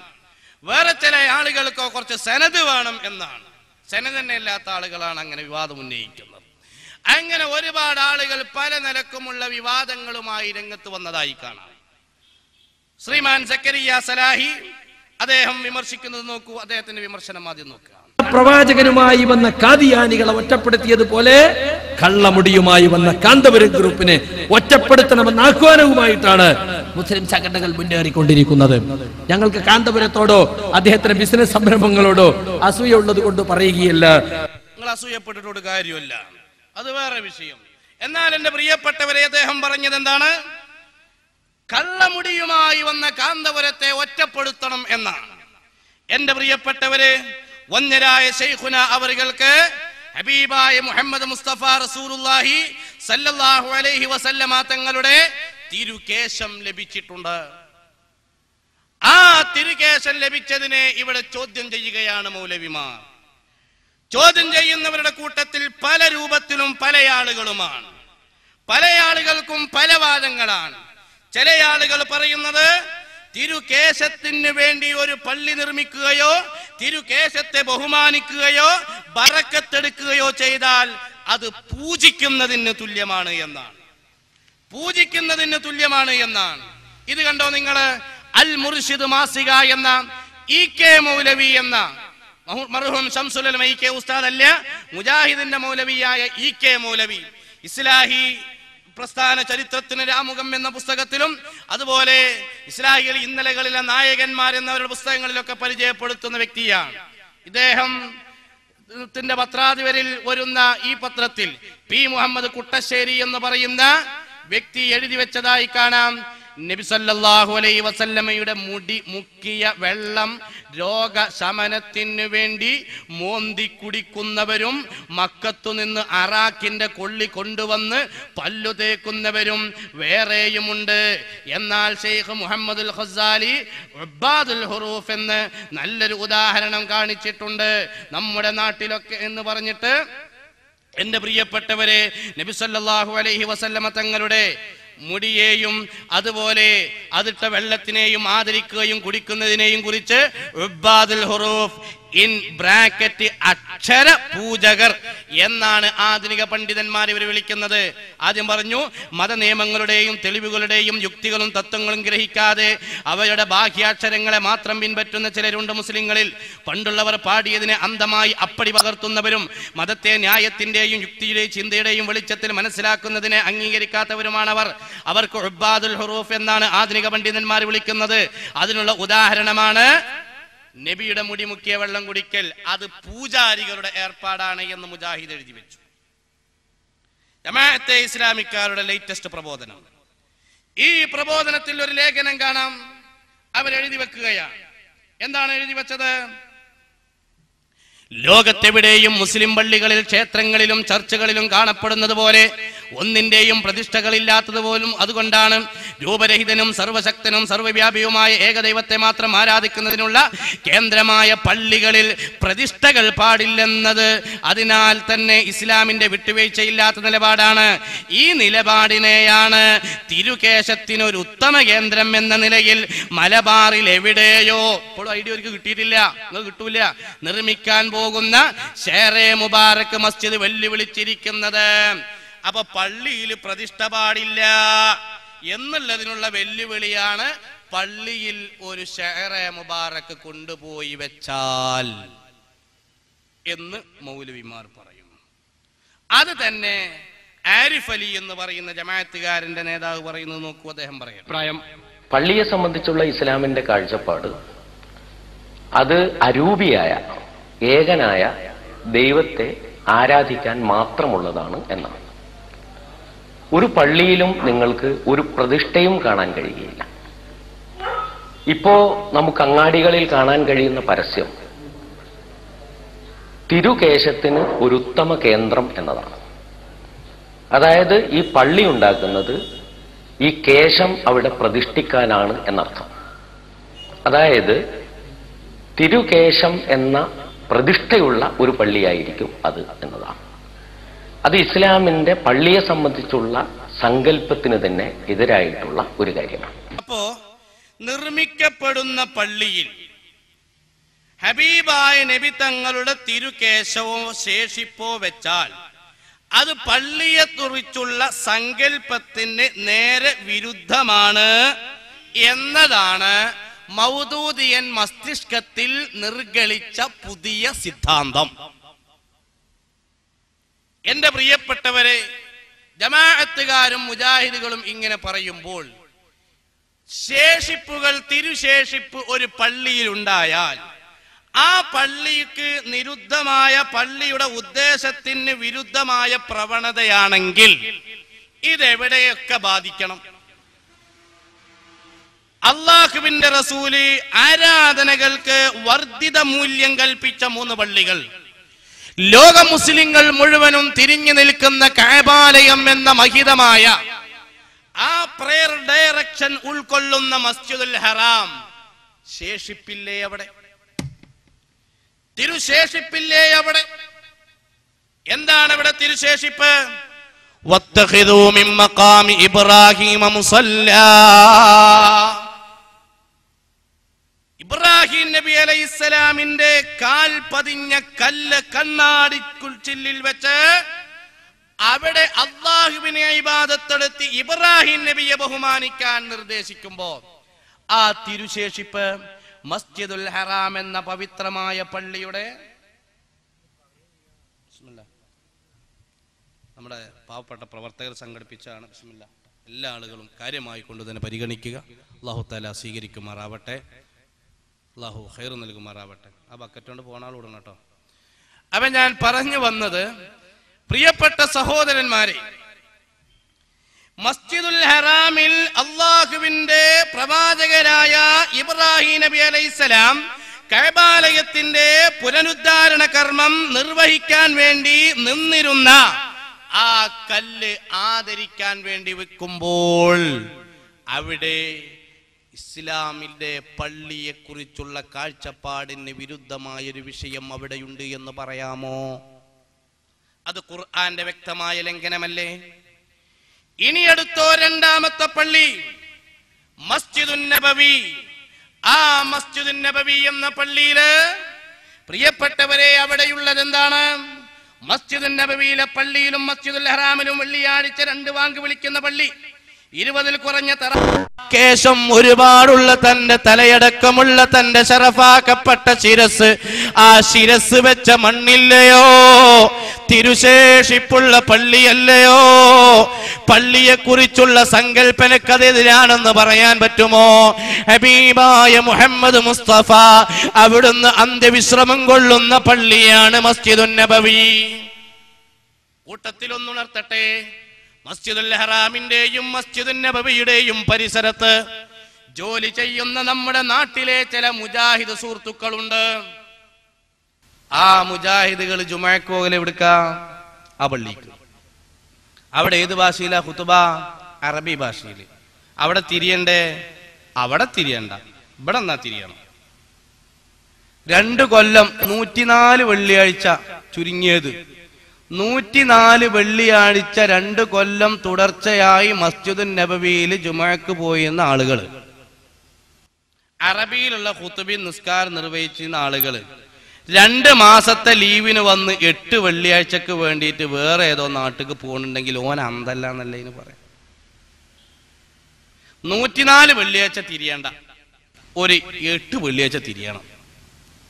ഇതിന് ചിത്താന്തെന്നും പിരാന്തെന്നും അല്ല പ്രിയപ്പെട്ടവരെ പറയാം. മസ്ജിദുൻ നബവിയിൽ അറബി ഭാഷയിലുള്ള ഖുതുബയും അറബി ഭാഷയിലുള്ള നിസ്കാരവും, ആ പള്ളിയിലും തിരുശേഷിപ്പുണ്ട്. ഇനി നോക്കൂ, നബിതങ്ങൾ 3ാമതായി പവിത്രത നൽകിയ പള്ളിയാണ്, പവിത്രതയുള്ളതായി പ്രഖ്യാപിച്ച പള്ളിയാണ് മസ്ജിദുൽ അഖ്സ. അതിന്റെ പ്രത്യേകത എന്താണ്? അതിന്റെ ചുറ്റുഭാഗത്തും ഒരുപാട് ഖബറുകളുണ്ട്.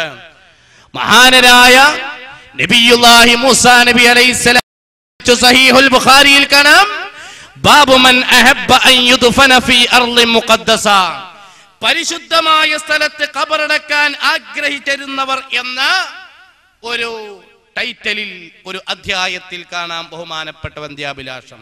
എന്തേ അവിടെ ഖബറടക്കപ്പെടാൻ ആഗ്രഹിച്ചത്? ചുറ്റുഭാഗത്തും അമ്പിയാക്കളുടെ മഖ്ബറയുണ്ട്, അവിടെ ഇറങ്ങുന്ന റഹ്മത്തിന് വേണ്ടിയിട്ടാണ് എന്ന്. നബി തങ്ങൾ ഇസ്രാ മിഅ്റാജിന്റെ ദിവസം മസ്ജിദുൽ ഹറാമിൽ നിന്ന് 1440 കിലോമീറ്റർ ഡിസ്റ്റൻസ് ഉള്ള മസ്ജിദുൽ അഖ്സയിലേക്ക് ഇസ്രാ നടത്താനുള്ള കാരണം ബറകനാ ഹൗലഹു, അതിന്റെ ചുറ്റുഭാഗം ബറക്കത്തുണ്ടായതിന്റെ പേരിലാണ്. എന്താ ബറക്കത്ത്? അമ്പിയാക്കളുടെ ഖബറുകൾ അവിടെ ഉണ്ട്. മുജാഹിദും അതിന് പറഞ്ഞ എന്താണ് അറിയോ? ബറക്കത്ത് പറഞ്ഞാലേ അവിടെ മരങ്ങളുണ്ട്. എന്നാ പിന്നെ ഇസ്രാ പോകേണ്ടത് നിലമ്പൂരിക്കാട്ടുക്കല്ലേ? കാരണം മസ്ജിദുൽ അഖ്സനേക്കാളും കൂടുതൽ മരങ്ങളുള്ളത് എവിടെയാണ്? അത് നിലമ്പൂരിക്കാട്ടില്ല.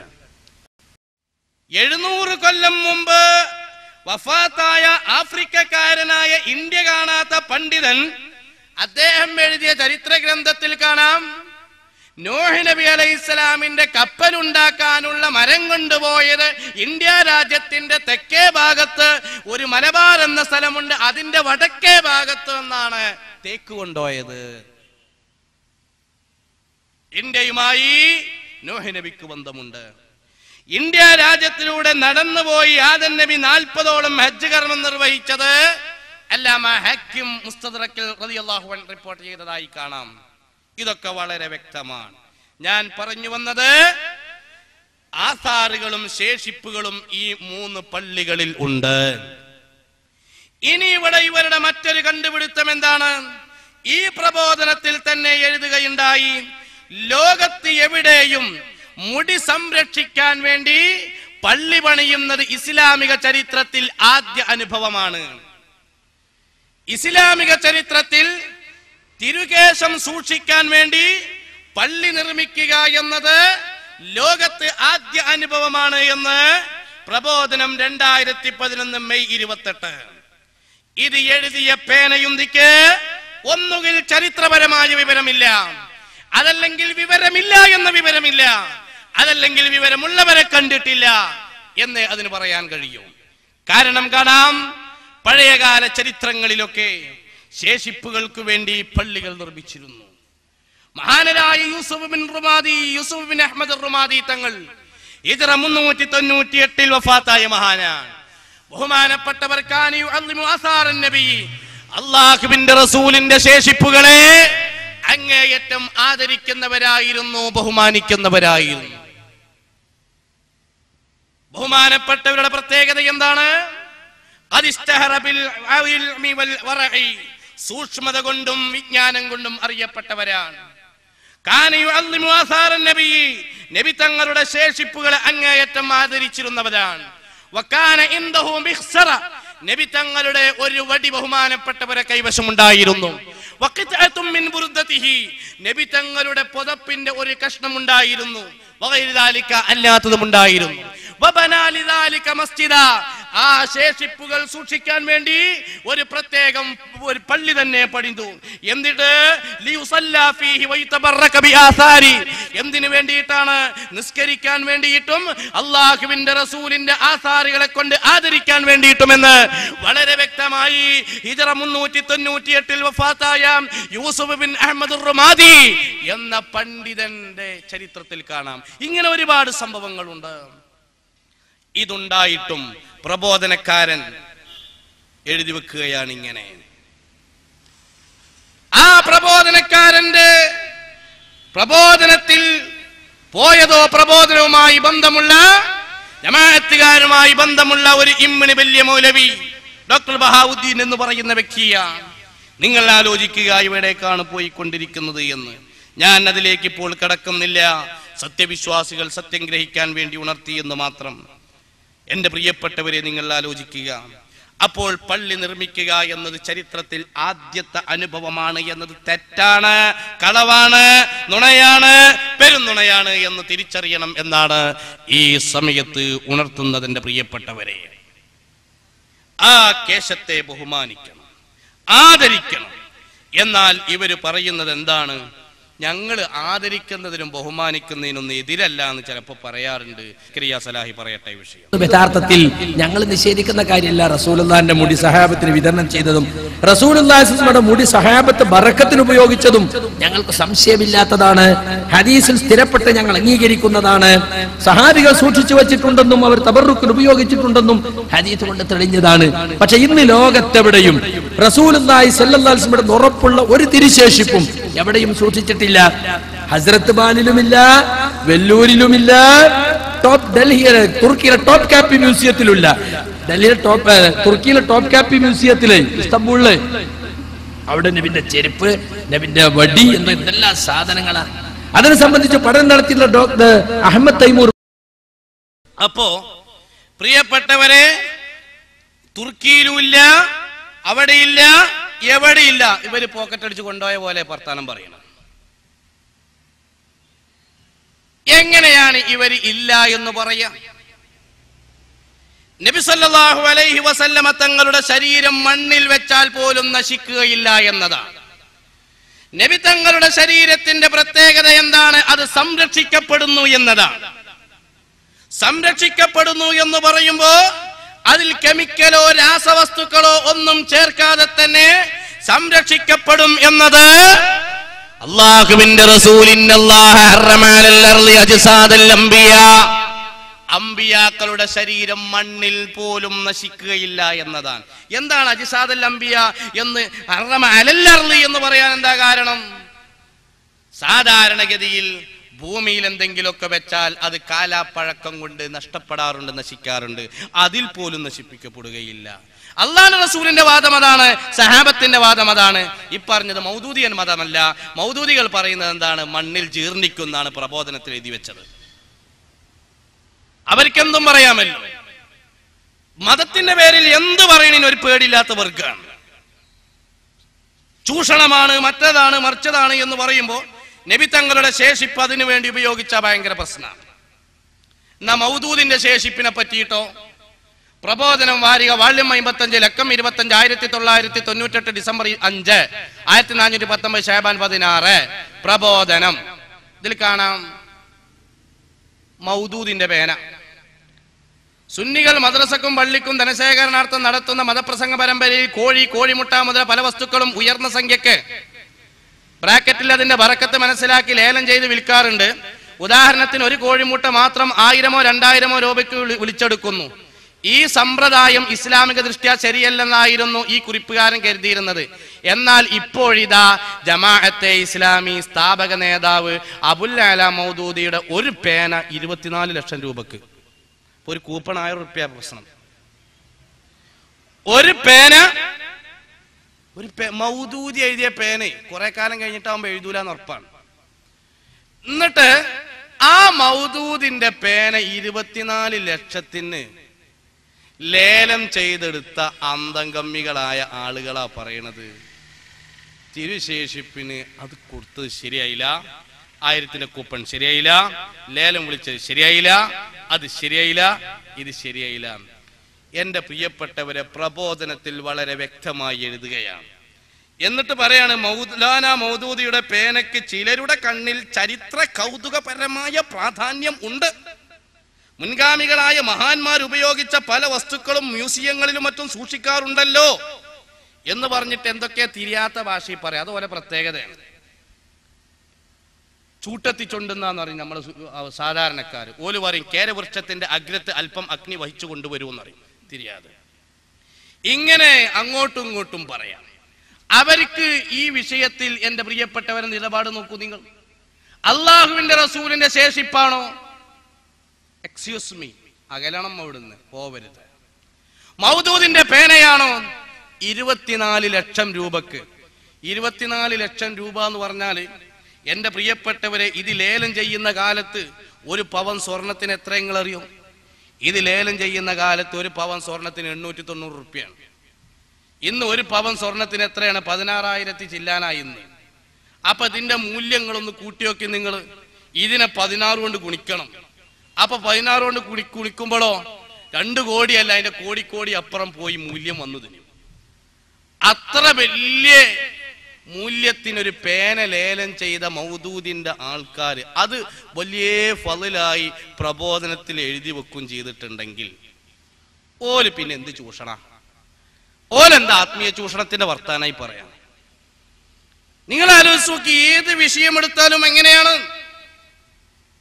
അവര് മതത്തിന്റെ പേരിൽ എന്തും പറയാൻ ഒരു പ്രശ്നമല്ല. 1973 പ്രബോധനത്തിൽ അവർ എഴുതി, 3 തലാഖും ഒന്നിച്ചു ചൊല്ലിയാൽ 3ഉം പോകും. അഥവാ ഒരാള് ഭാര്യനെ എന്റെ 3 തലാഖും ഞാൻ അല്ലാത്ത പ്രശ്നം വേണ്ടല്ലോ, ഞാൻ ചൊല്ലി എന്ന് പറഞ്ഞു നിൽക്കുക.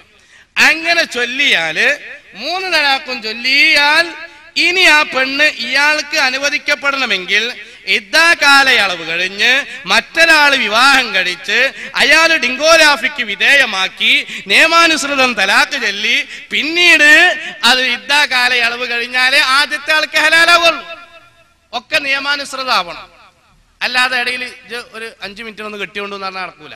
അത് വേറെ വിഷയം. അങ്ങനെയല്ല. എന്നാൽ 83 ആയപ്പോ ചില ആളുകൾക്ക് ഇത് സാർവത്രികമാണ്, ചിലപ്പോൾ ദേഷ്യപ്പെടുമ്പോഴൊക്കെ അങ്ങനെ പറയും. ഇപ്പൊ ചില ഗഫാർ മൗലവി എന്ന തബ്ലീഗിന്റെ നേതാവ് പറഞ്ഞു ദേഷ്യപ്പെട്ട് തലാക്കല്ലേ പോകൂല, ആരും കെട്ടിപ്പിടിച്ച് നാട്ടി തലാക്കല്ലേ പറഞ്ഞാക്കലില്ല, ഉറപ്പാണ്. ദേഷ്യം ഉണ്ടാവുമ്പോ തന്നെയല്ലേ അല്ലല്, അത് വേറെ വിഷയം. എന്റെ പ്രിയപ്പെട്ടവരെ, അങ്ങനെ 83 വരെ എഴുതി 3 തലാഖും ഒന്നിച്ചു ചൊല്ലിയാൽ 1 പോവുള്ളൂ. അപ്പൊ 93 പ്രബോധനം വായിച്ച ഒരാൾക്ക് ഒരു സംശയം. 73 പറഞ്ഞു 3 തലാഖും ഒന്നിച്ചു ചൊല്ലിയാൽ 3, 83 3 തലാഖും ഒന്നിച്ചു ചൊല്ലിയാൽ 1. പതിയിരുന്ന് പരിസരത്ത് കേൾക്കുന്ന മൗദൂദി കുട്ടികളെ കേൾക്കും. 3 തലാഖും ഒന്നിച്ചു ചൊല്ലിയാൽ 3 3 തലാഖും ഒന്നിച്ചു ചൊല്ലിയാൽ 1 പോകുള്ളൂ എന്ന് 83. ഇതിലേതാ ശരി എന്ന് 10 കൊല്ലം കഴിഞ്ഞിട്ട് ഇവരെ ആൾക്കാരെ ബുദ്ധിക്ക് 10 കൊല്ലത്തെ മാറ്റാ, 10 കൊല്ലം ചിന്തിക്കണം, അപ്പോഴെങ്ങനെ മനസ്സിലാവുള്ളൂ. അങ്ങനെ ചോദിച്ചപ്പോ അതിന്റെ മറുപടി എന്താണ്? ഒന്നുമില്ല 73 ശരിയാറ്, അതല്ലെങ്കിലോ 83 ശരിയാറ്. അതിന് പകരം ഇവര് പറഞ്ഞ എന്താണ്? അത് 73 ഒരാള് ഫത്വ കൊടുത്തപ്പോ അത് ഇന്ന ആളെന്ന്, 83 അയാൾ ചായ കുടിച്ചാൻ പോയപ്പോ അവിടെ ആ ക്ലർക്കായിരുന്ന ആള് അയാൾ ഫത്വ കൊടുത്തതാണ്. അപ്പൊ നിങ്ങൾക്ക് ഇഷ്ടമുള്ളത് എടുത്തോളി എന്നാണ്. നിങ്ങൾക്ക് ഇഷ്ടമുള്ളത് എടുത്തോളി. ഇതിന് പ്രബോധനം വേണോ? ഇതിന് ഈ സാധനം വേണോ? അങ്ങനെയുള്ള ഫത്വ പുറപ്പെടുവിക്കാൻ കാട്ടിലെ മുളകൾ വെട്ടി നശിപ്പിച്ച് കടലാസുണ്ടാക്കി പരിസ്ഥിതി മലിനീകരണം സൃഷ്ടിക്കേണ്ടതുണ്ടോ? ഓല ഭാഷയിലാ പറഞ്ഞത്. അതിന്റെ ആവശ്യമുണ്ടോ? നിങ്ങൾ ആലോചിച്ച് നോക്കുക, അതിന്റെ ആവശ്യമുണ്ടോ? പണ്ടൊരു വിദ്യാർത്ഥി ഒരു സ്കൂളിൽ നിന്ന് 3ാം ക്ലാസ്സിൽ നിന്ന് ചാടിപ്പോയ ഒരാള് ഒരു കാലാവസ്ഥാ യന്ത്രം കണ്ടുപിടിച്ച കഥ പറഞ്ഞു. മാഷും കുട്ടിയോടും പറഞ്ഞു, ഞാനൊരു നല്ല യന്ത്രം കണ്ടുപിടിച്ചിട്ടുണ്ട്. എന്ത് യന്ത്രാണോ എന്ന് ചോദിച്ചു. കാലാവസ്ഥാ യന്ത്രമാണ്. സത്യ പറയണത്? ആ സത്യാണ്. അതെ, ഇജ്ജോ അനക്ക് തീരെ അന്തല്ലല്ലോ, 3ാം ക്ലാസ്സിൽ നിന്ന് ചാടിപ്പോയതല്ലേ, നിങ്ങൾ നിന്റെ യന്ത്രം കണ്ട് മനസ്സിലാക്കി പറയും. അങ്ങനെ പോയി നോക്കി, യന്ത്രം ഒന്ന് കാണാൻ പോയി നോക്കുമ്പോ എന്താണ്, വലിയ 2 പൂളക്കമ്പിന്റെ മേലെ ഒരു മുള ഇങ്ങനെ കെട്ടിയാണ് വിലങ്ങിനെ, എന്നിട്ട് അതിൽ 3 തുണിക്കഷ്ണുണ്ട്. ഇതെന്ത് യന്ത്രാണോ എന്ന് ചോദിച്ചു. ഒന്നുമല്ല, ഇതിങ്ങനെ ആടുന്നുണ്ടെങ്കിൽ മനസ്സിലാക്കപ്പോ കാറ്റാണ്. ഇത് ഉണങ്ങിയിട്ടുണ്ടെങ്കിൽ മനസ്സിലാക്കപ്പോ എന്താണ്, മഴയല്ല. നനവുണ്ടെങ്കിൽ മനസ്സിലാക്കപ്പോ മഴയാണ്. അതിനാ യന്ത്രം വേണം. അതേപോലെ കമ്മാലിയുടെ കാലാവസ്ഥാ യന്ത്രം പോലെ ഇവരുടെ ഓരോന്ന് മാറുകയാണ്. എന്റെ പ്രിയപ്പെട്ട സഹോദരന്മാരെ, പറഞ്ഞു വന്നത് ഇവരെ സംബന്ധിച്ചിടത്തോളം ഹബീബായ റസൂലുള്ളാഹി സ്വല്ലല്ലാഹു അലൈഹി വസല്ലമ തങ്ങളുടെ തിരുശേഷിപ്പുകളെ വിമർശിക്കുകയും ധിക്കരിക്കുകയും ചെയ്യുകയാണ്. ഇവരുടെ പ്രസിദ്ധീകരണങ്ങളിൽ എഴുതി വെക്കുകയാണ്. ഇങ്ങനെ ഒരുപാട് കാര്യങ്ങൾ കാണാം. ഞാൻ പറഞ്ഞു വന്നത് ഹബീബായ തിരുനബി സല്ലല്ലാഹു അലൈഹി വസല്ലമ തങ്ങളുടെ തിരുശേഷിപ്പ് ലോകത്തെവിടെയുമില്ല എന്നാണ് സക്കരിയ സലാഹിയുടെ കണ്ടുപിടുത്തം. സക്കരിയ സലാഹി പറയുന്നു ലോകത്തെവിടെയുമില്ല എന്ന്. ആര് പറഞ്ഞു ഇല്ല എന്ന്? എന്തടിസ്ഥാനത്തില? Bring the evidence. എന്ത് തെളിവാണ്? ഏത് രേഖയാണ്? ഏത് രേഖയുടെ അടിസ്ഥാനത്തിലാണ് ഇത്തരം വാദങ്ങൾ അവർ ഉന്നയിക്കുന്നത്? ഇവരുടെ വലിയൊരു നേതാവ് പ്രസംഗിച്ചത് ഉസ്മാൻ അഫ്ഫാൻ റളിയല്ലാഹു അൻഹുവിന്റെ കയ്യിൽ നബി തങ്ങൾ കൊടുത്തൊരു മോതിരം ഉണ്ടായിരുന്നു. ആ മോതിരം ഒരു കിണറിൽ വീണു.